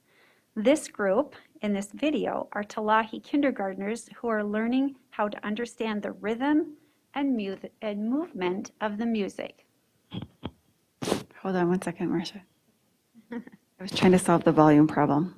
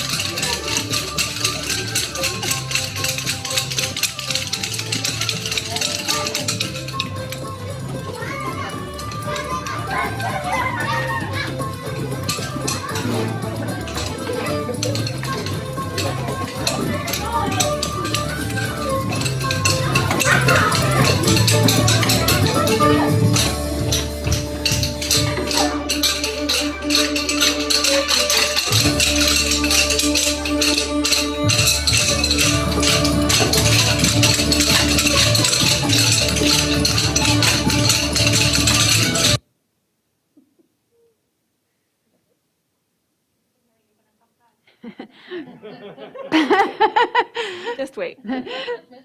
Participatory and active music learning and teaching has been a challenge this year. However, with some flexible and outside-the-box thinking, Lincoln students are reaping the benefits of a holistic, therapeutic, and celebratory music program that is including many participatory activities.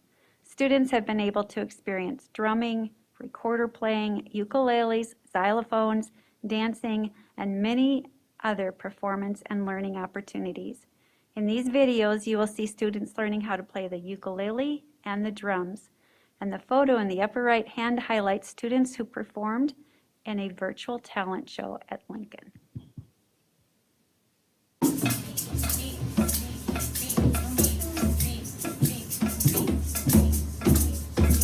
Ready, part 2, go.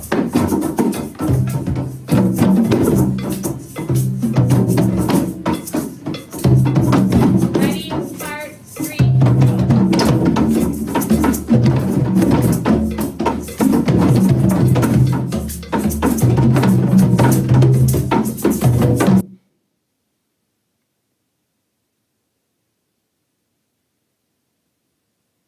Oh, do you want to show the ukulele one? Sorry.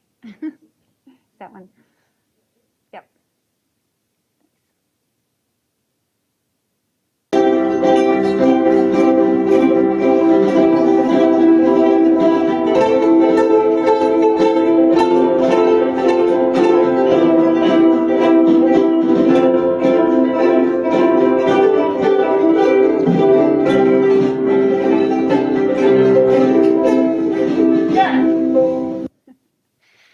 I want to thank Dr. Putnam for navigating that, and I'm going to turn it over to her for secondary. Thank you. And Monica challenged me. Well, we are also going to start off with some music.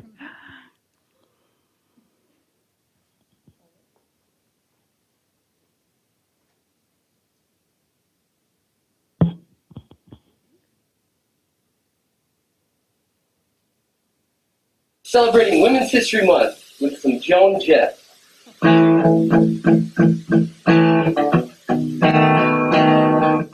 I want back to school, back in class where the fun never ends. I want back to school, 'cause it's a great place to see my friends. Woo! The building's still the same, it's not a maze. Don't forget about the one-way hallways. And when it's time to eat, sit down and find your seat. There's a lot of people here, the most all year, all year. Social distance when you can, but have no fear, no fear. 'Cause you're back at South Junior High, where the education flame is alive and burning. Back at South Junior High, where you invest your time in learning. Woo! Have a good day, friends.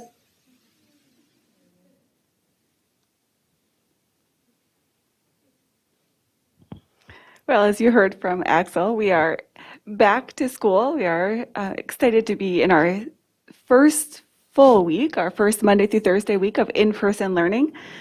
Here you can see an EL classroom at Apollo.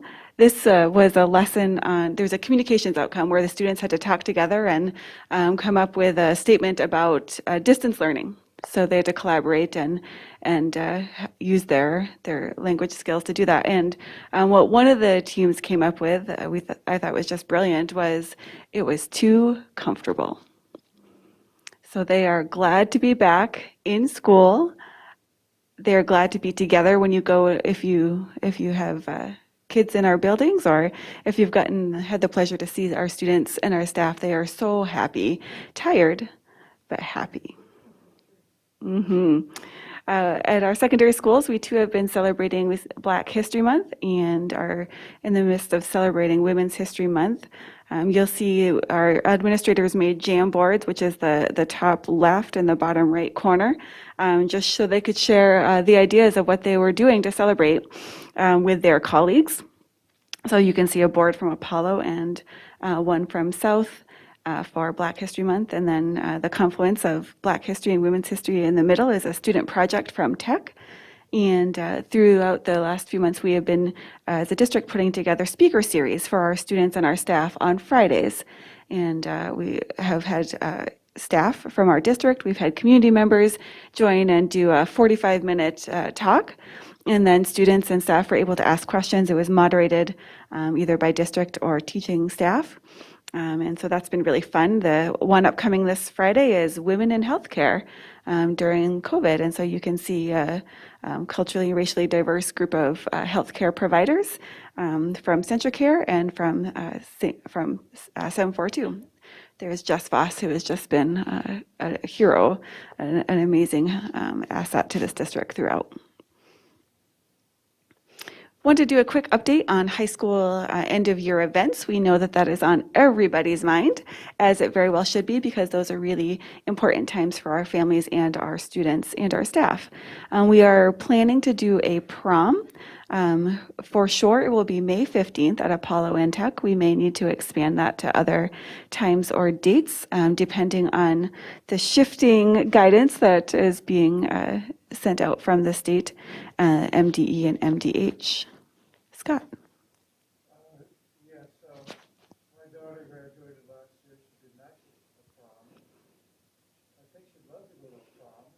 Is that possible? You know, at this time, because the capacity is fairly severely limited, we're looking to already have to offer several just to be able to service the students who are currently in our schools. It is something that we can sure talk about, but currently our plans are for our students who are in session now. But it was a loss, I know, for many of our students and families, and so would be happy to have that conversation. Thank you. Absolutely, thank you. It is still going to be tricky. You will see that the guidance from the governor still says no dancing. So figuring out a prom with no dancing is just going to be a hoot. Shannon, we welcome chaperones, so please join us. We are also planning a graduation, an in-person ceremony or ceremonies, again, depending on the capacity, the indoor capacity, and the crowd size that's allowed. Tech's High Schools is scheduled for May 27th. Apollo is for May 28th. And we will continue to, much like Principal Finkbeiner was talking about, we will take the good that came out of the pandemic and feature some of the same celebrations as we tried out last year and that was well received, and mix that with some of the more traditional ways of celebrating our graduating seniors. And then, of course, our families are partnering with our administration to work on our senior all-night parties. And I wanted to give you a quick update for our activities. We have most of our sports are going into section play, as well as some of our activities. Those are happening, I believe, starting today or tomorrow.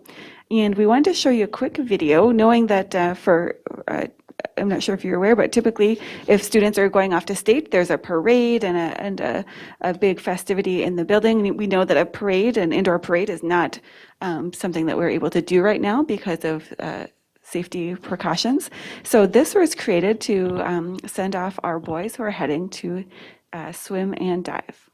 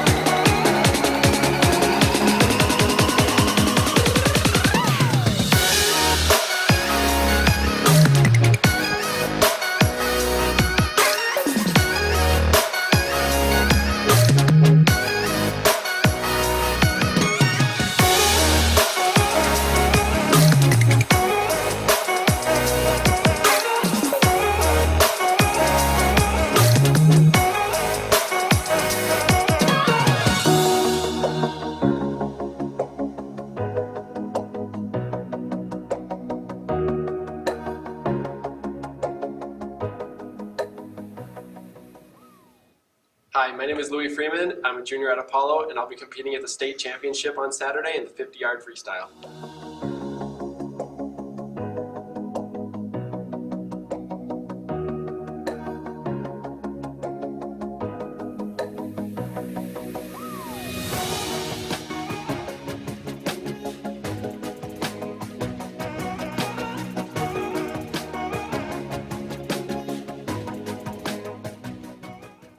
Hi, I'm Stuart Carlson. I'm an 8th grader at Kennedy, and I will be swimming in the state meet at the U of M this Saturday, and I'll be swimming the 500 freestyle.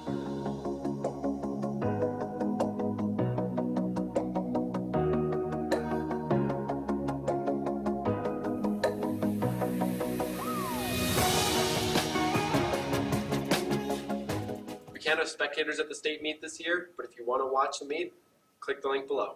If you're interested in joining the team next year, go to apolloswim.weebly.com.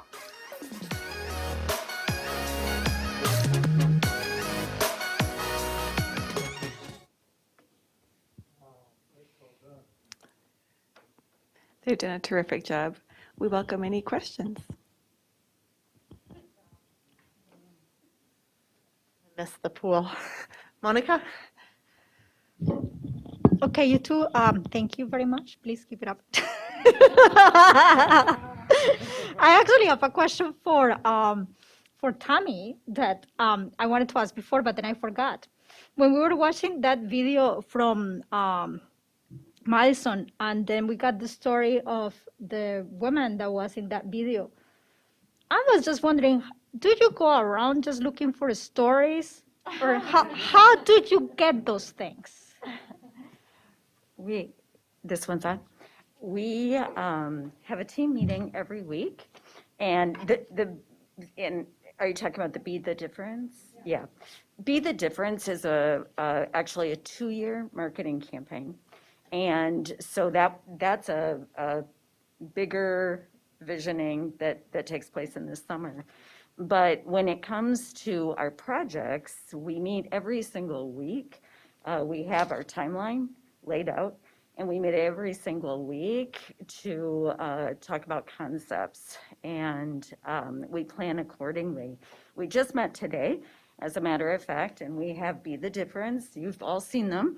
We have Be the Difference videos for schools. We have Be the Difference videos that have highlighted different people within the district, but we also have programs. If you remember, way at the beginning of the school year, we had those Apollo and Tech groups that were doing all of that volunteer work on their own.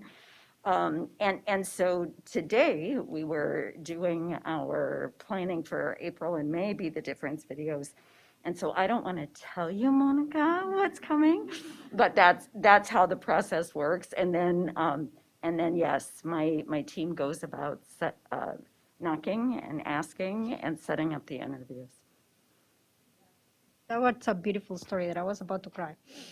It was all the feels. Thank you. Any other comments or questions? We're good? Okay, thank you. Oh, Scott? I'm not sure if this is a place or not, but when I went to school, 5th grade, I expected to see the same kids when I graduated. Those two schools together. I've recently learned that there's something called student turnover. And I didn't realize that at least at schools, they have a 40% student turnover in 1 year. And it struck me as rather amazing, and perhaps when we start doing our school presentation, it wouldn't hurt to have that statistic in the presentation, what their student turnover is. I mean, if you get a school where the turnover is 2% versus 40%, that's huge. Mm-hmm. That's really huge, and much of it has nothing to do with the school. It has to do with their home life. And the school is actually really stable thing that's done. But I'd like to see that in our school presentations in the future. What's the turnover rate of the school? Thank you. Anyone else? Okay, Tammy, you can probably stay there. The District 742 Retiree Recognition presented tonight by Tammy Deland, Director of Community Engagement and Communications. Well, good evening, Chair, members of the board, Superintendent Ged. It's good to see you. I'm excited to share this evening that we plan to host our annual retiree recognition in person and of course safely distanced at Tech High School's auditorium on Tuesday, June 1st at 6:30 this year. As you'll remember, last year, our recognition was a virtual celebration. So this year, we are happy to welcome retirees from the 2019 and 20 class of retirees, as well as this year, you'll see on the license plate, 2021 retirees to the event. We are certainly looking forward to it, as I'm sure you all are. And if you have any questions for me, great. Otherwise, this is the marketing campaign. Stay tuned. Is that Tech High School? It's at Tech High School's auditorium this year. Auditorium. That's going to allow us to do nice, safe distancing. June 1st, it's a Tuesday, 6:30 p.m.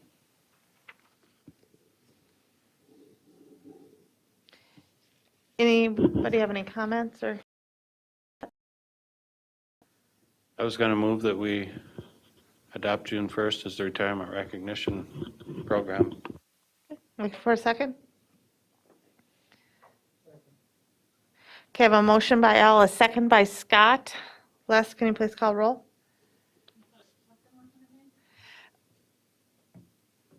Is that June 1st for the retirement recognition program?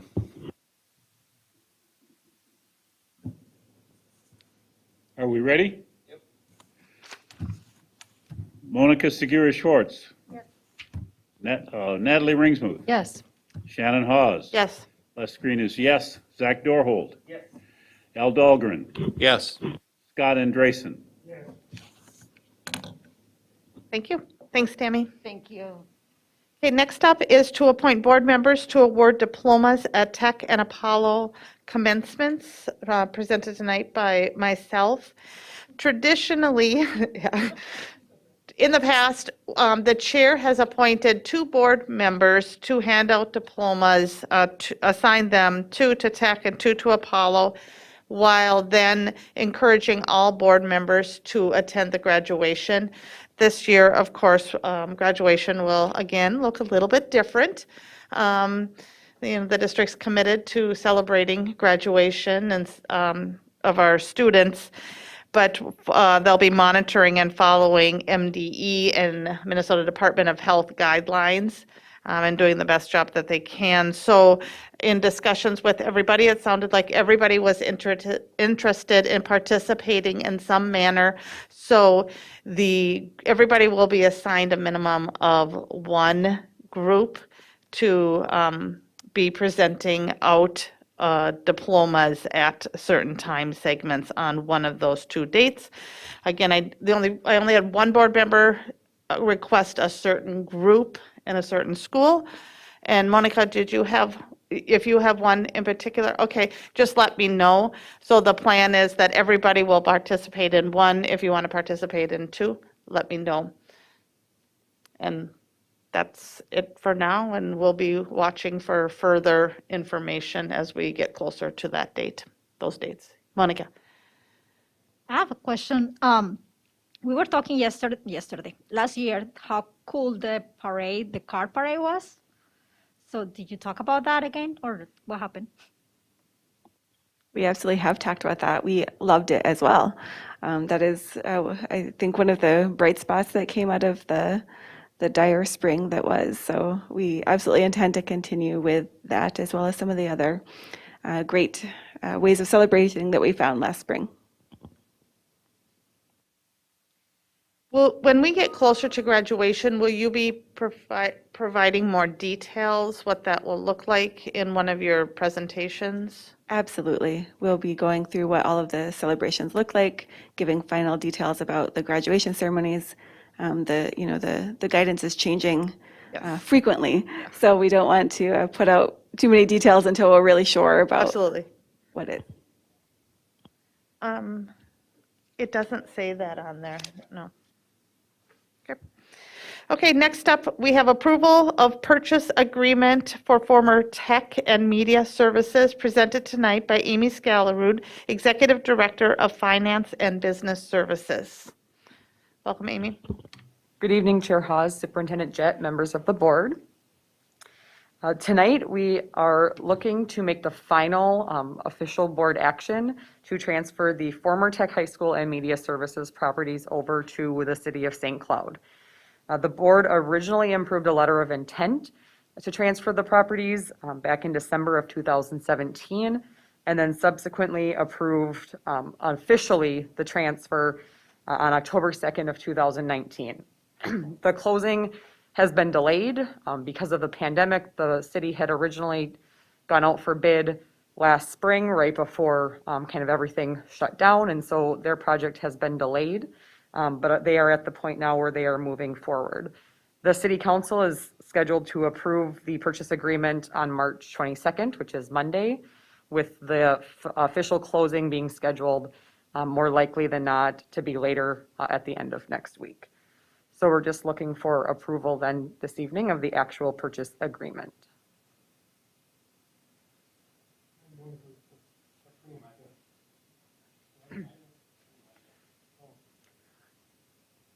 I move that we approve the sale of Tech and Media Center. I second it. Okay, I have a motion by Scott and a second by Monica. Any further discussion? Seeing no further discussion, Les, will you please call roll? Scott Andresen, Yes. Al Dahlgren, Yes. Zach Dorholt. Yes. Les Green is yes. Shannon Hawes, Yes. Natalie Ringsmuth, Yes. Monica Segura Schwartz. Yes. Thank you. Okay, next up, we have proposed revised Board Policy 419, second reading. It will be presented tonight by Tracy Flinbow, Executive Director of Human Resources and Labor Relations. And is Tracy coming down here? Is she going to be on the screen? Virtual? Okay. I'm here virtual. Good evening, Chair Hawes, Board Member, Superintendent Jett. This is a second reading of Board Policy 419. It's the tobacco-free environment policy. We reviewed this at the last meeting, and the changes are recommended by MSBA to update mostly the definitions of the technology and the products in the area of vaping and those sorts of products, and then to include the educational requirements that are now in statute for our middle school and high school students. There were no changes since the last reading. Are there any? Evening.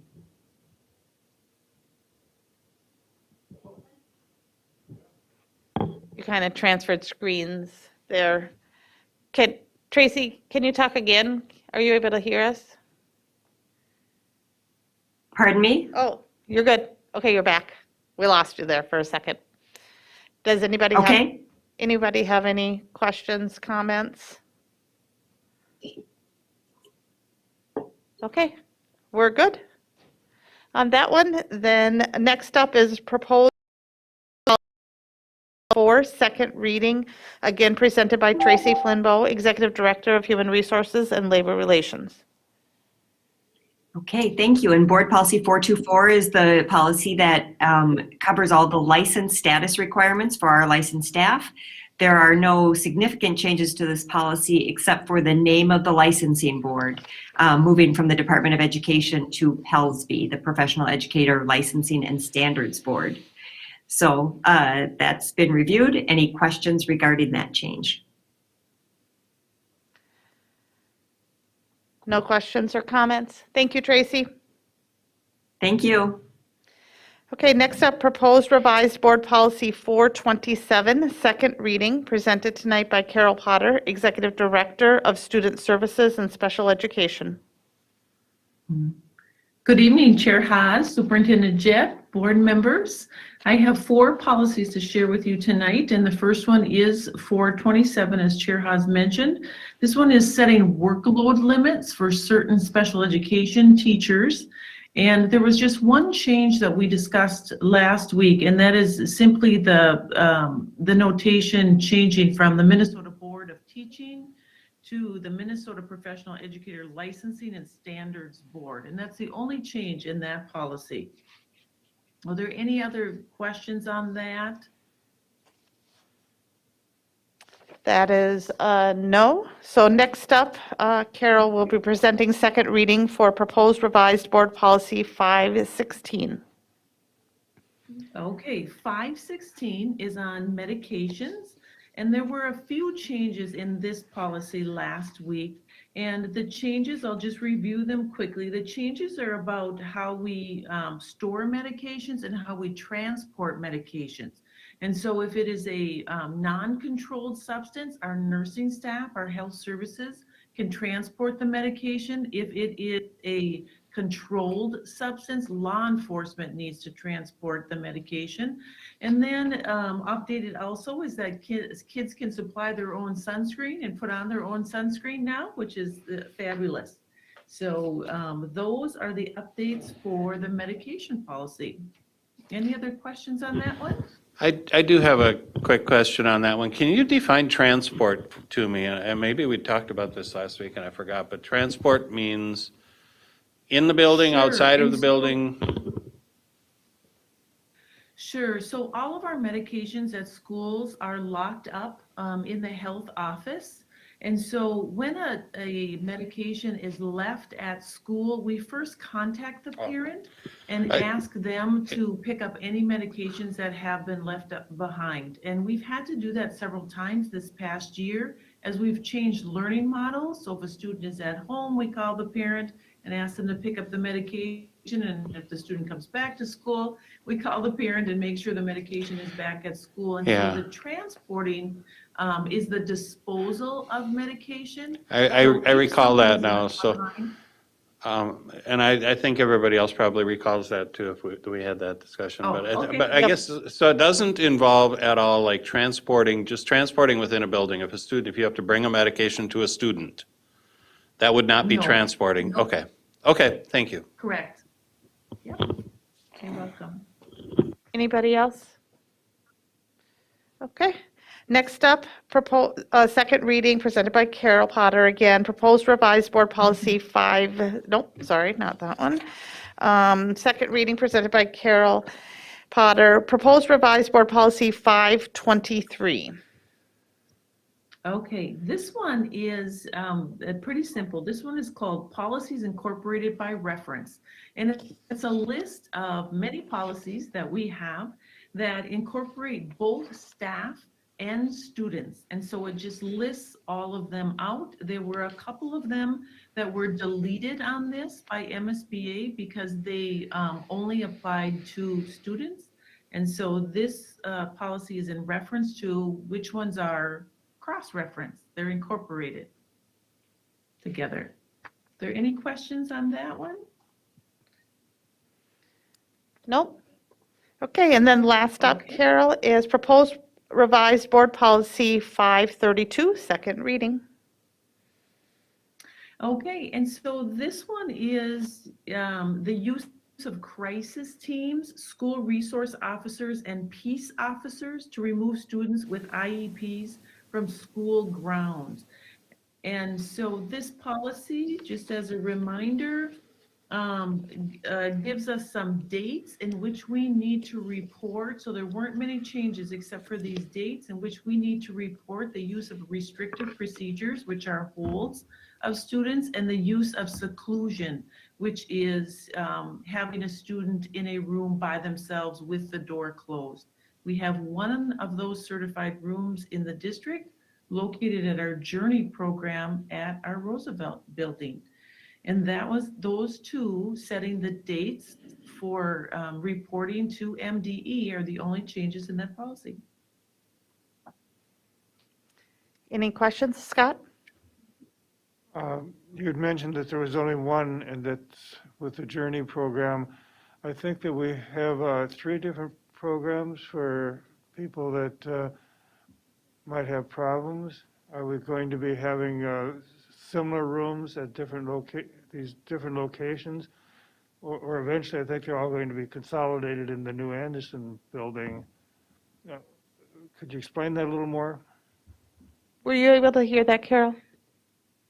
And you know what, I had a hard time catching all of that. If you wouldn't mind repeating that, Shannon, I'd appreciate that. So Scott is asking if in the new, as of right now called the Anderson Building, tentatively, will we be adding more rooms? Right now, we just have one room. Is there any future talk of other rooms? Good, that's a great question. We just had our first meeting with the architects to look at the construction for this project, and we haven't gone in yet to say what exactly are the different pieces that we need in the programs there. It is something that we will talk about as we investigate the space more moving forward, and we're going to be meeting regularly here to be discussing that space, and so we will look at that for the Anderson Building. Anyone else? Okay, thank you very much. Next up, we have Superintendent's Report presented by Willie Jett, Superintendent of District 742. Good evening, Chair Hawes, members of the board. So just a quick comment, watching different videos. And so the swimming video, for some of us that, well, at least for me, who swims like a rock, that video was extremely impressive to me. Also, as a former percussionist, watching some of the drumming going on and things of that nature, the younger version of that in terms of watching that, so I watched the olders do some things, but then I watched the younger ones click a stick and do some things like that. I'm not going to say that the older ones need to pay attention to the younger ones, but I'm just throwing that comment out there. Okay, so first, Danny Sibley, a fourth grade teacher at Westwood, and Enrique Del Dujo. And so they told me how to pronounce this before, Enrique Del Dujoy, second grade teacher at Clearview, were nominated by a parent and selected as Teachers of the Week by mixed 94.9 and 96.7. Congratulations to Danny and Enrique on your awards and dedication to our students. Next, on a regular in-person school day, approximately 9,000 students are transported by bus in District 742, traveling over 1.6 million miles each year through more than 100 different bus routes. District transportation ensures the arrival and departure of students to and from school each day. Over the last year, our bus drivers have taken on even more by ensuring the delivery of meals to our students through the COVID-19 pandemic. And additionally, they've had to adjust routes and schedules to accommodate learning model transitions throughout the school year. So I'd like to say thank you for getting District 742 students to and from school safely each day, delivering countless meals to hungry students, and beginning and ending each school day for students with a warm welcome and a pleasant goodbye. Next, students at Oak Hill. With great thanks and appreciation, Oak Hill Community School students and staff, Dr. Jason Hughes and his team at Hughes Orthodontics, as well as Dr. Ben Nemeth and his team at Nemeth Orthodontics for their generous donation of water bottles for each Oak Hill student, as well as toothbrushes for our fifth grade students. Thank you. Next, LEAF presents Instructional Excellence Awards. And so LEAF recognized many district employees during their annual meeting. 3 Instructional Excellence Awards were given this year, and each year this award is given in recognition of excellent instruction, service, and accomplishment. The recipients of this year's Instructional Excellence Awards are Kristen Herbert, 6th grade teacher at North Junior High, Alexandra Badger, an EL teacher at Apollo High School, and St. Cloud Area School District Nutritional Services staff, all incorporated into one. So congratulations to these recipients. And lastly, each year, art educators from around the state send entries of flag designs to the Art Educators of Minnesota Executive Board. The elementary winning flag will be recognized at the National Art Education Association Conference. The middle level and high school flags will be used to promote Youth Art Month. All winners will receive a $50 Blick Art gift card, and the first place winners will receive an actual flag displaying their art. Each year, AE&M members from around the state are able to submit 4 to 6 students' works of art.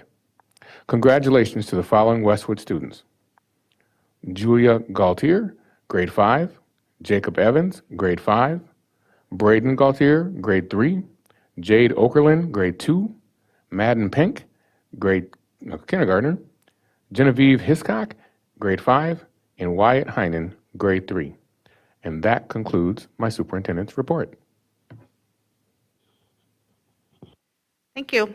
Next up, we have Board of Education Standing Committee reports. We have one committee presenting tonight, Finance and Audit Committee, presented by Committee Chair Al Dahlgren.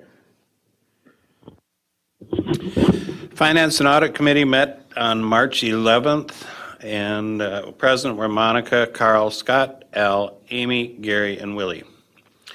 First item on the agenda was Chromebook purchase, which we completed in tonight's consent agenda. Amy reported it's probably the last CARES-related technology purchase for this year. It will mean that every student continues to have a device for next year. Administration is proposing the district purchase 700 Chromebooks for a total cost of $320,000. So we'll allow the district to replace older elementary devices, account for devices that are not returned or return damaged, and accommodate any unexpected enrollment increases. It was on tonight's consent agenda. The reason we're doing this right now is because anything that we order, because of distance, all of the distance learning and all of the technology that's been purchased because of our distance, schools all over the nation doing distance learning, the lead time on computers is much greater than it used to be. And so we are ordering these so that we will have time to get them in before school starts in the fall. Second up on the agenda was the tech and media purchase agreement, and I'm not going to go into that. We just had the item as an agenda item, and Amy read all of the information that you need to know there. So that was the second item in the Finance Committee. The third item that we discussed was just setting a date for district excess equipment. Is it excess equipment? Excess and obsolete equipment auctions. And they normally happen in May, so we looked at setting a date at a similar time. And then the bigger question was, should we do them in person, or should we try to conduct an online auction? And the decision was, because there are very few people that do attend these, and it isn't like we have a lot of really great stuff to say. I mean, people aren't, they're not busting down the doors to come in and buy old chairs and things like that. So there aren't very many people involved in these, so we said, let's hold it out, if we can do it outside, some outside of some building, like in a parking lot or something like that, let's do that and do it in person. They aren't easy to manage from an online perspective. It's probably more expensive to do so. And I think our results are better if we do it in person. Plus, if you do online, people don't come and pick up their equipment. Let's see, the very last thing that we had a discussion on, we talked about it for quite a while, is the 18-19 MDE profiles. And Amy reviewed the financial profiles from MDE for 2018-19. She noted that our district's information is generally close to the 17-18 information, and they don't vary that much every year. You kind of have to look for microscopic changes because they are, the numbers are generated from our budget, and our budgets don't change drastically from year to year. She explained the capital outlay, it includes LTFM, and I'm not going to go through this whole thing, but the thing that I want you to know there is that the profiles are out, and if you haven't received a copy of the profiles, I'd encourage you to ask Amy for a copy of the profiles and just look them over. There's really interesting information on there. And I think you should get a copy of the full profile that's put together. Chris puts it together for Amy, but does a really nice job, and it has comparative size districts, it's got metro districts, it has surrounding districts, to see if we can compare. And the full report shows attendance figures, demographic information, expense factors, revenue factors. And then there's another report that I also introduced at the meeting that just takes the expenses, and I list the expenses out with 34 different other schools and rank each expense. And it's a really, I think it's a really telling report. I've done it for several years, but it really shows how special ed and ELL cross subsidies, because we are one of the highest expenditures per student in special education, in ELL, and in some of the support services.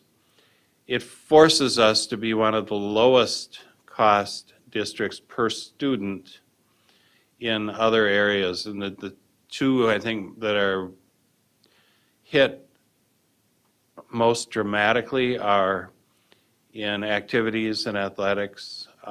We rank down near the bottom in a spending per student. And another one, and I brought it up at the Finance Committee meeting, and I'll bring it up again here, as we rank down out of the 34 ranked, I think we were like number 32 or 33 in district administrative expense. And if you look at the rankings and where we should fall, just based on we have a real difficult student population in our district, and there's a lot of challenges because of our demographics and our just the type of community. We're more of a metro type community. And if you compare that to other districts with like demographics, their administrative cost is much, much higher. But I did make a comment, and I'll make it again here publicly. It's just with as low a cost as we have in district level administration and the results that we get for it, it's just absolutely incredible. And I'm talking, there are districts out there that are double what we do, what we spend on district level administration. So the people that we have here and the amount of things that they accomplish for the amount of expenditure that goes into it, it's incredible. And I don't think that it's really that we don't pay competitively in this district. I think it's that we do it with about half as many people. And so it's a real credit to the administrative staff in the district that we can actually get this stuff done in the manner that we do, and with the quality of workmanship that we do and the results that we get. It's just incredible to me. So anyway, those I would request a copy from Amy of the profiles, and then I can send out to everybody. I can send a copy of the one that I ranked. Okay? And that's my report. Scott? Do we have an auction date? No, not yet. She was going to look at dates out in, preferably, I believe it was May or June. And I think it gets set at a board meeting. Is that correct? Yes, that date gets set at a board meeting. I asked. Thank you. Last up for tonight is future agenda items. Board of Education members may suggest items or topics for future board meeting agendas to the Board Development Policy and Governance Committee. April work session topics will include information regarding changes in programs and positions based on enrollment and registration, and 2020-2021 compensatory revenue plan. And that adjourns tonight's meeting. The time is 8:50 p.m. Good night.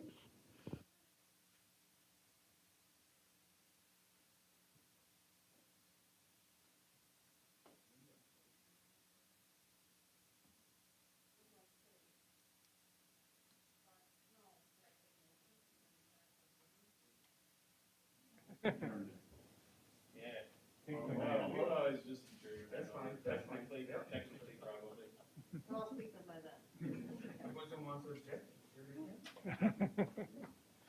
have an objection about adjournment?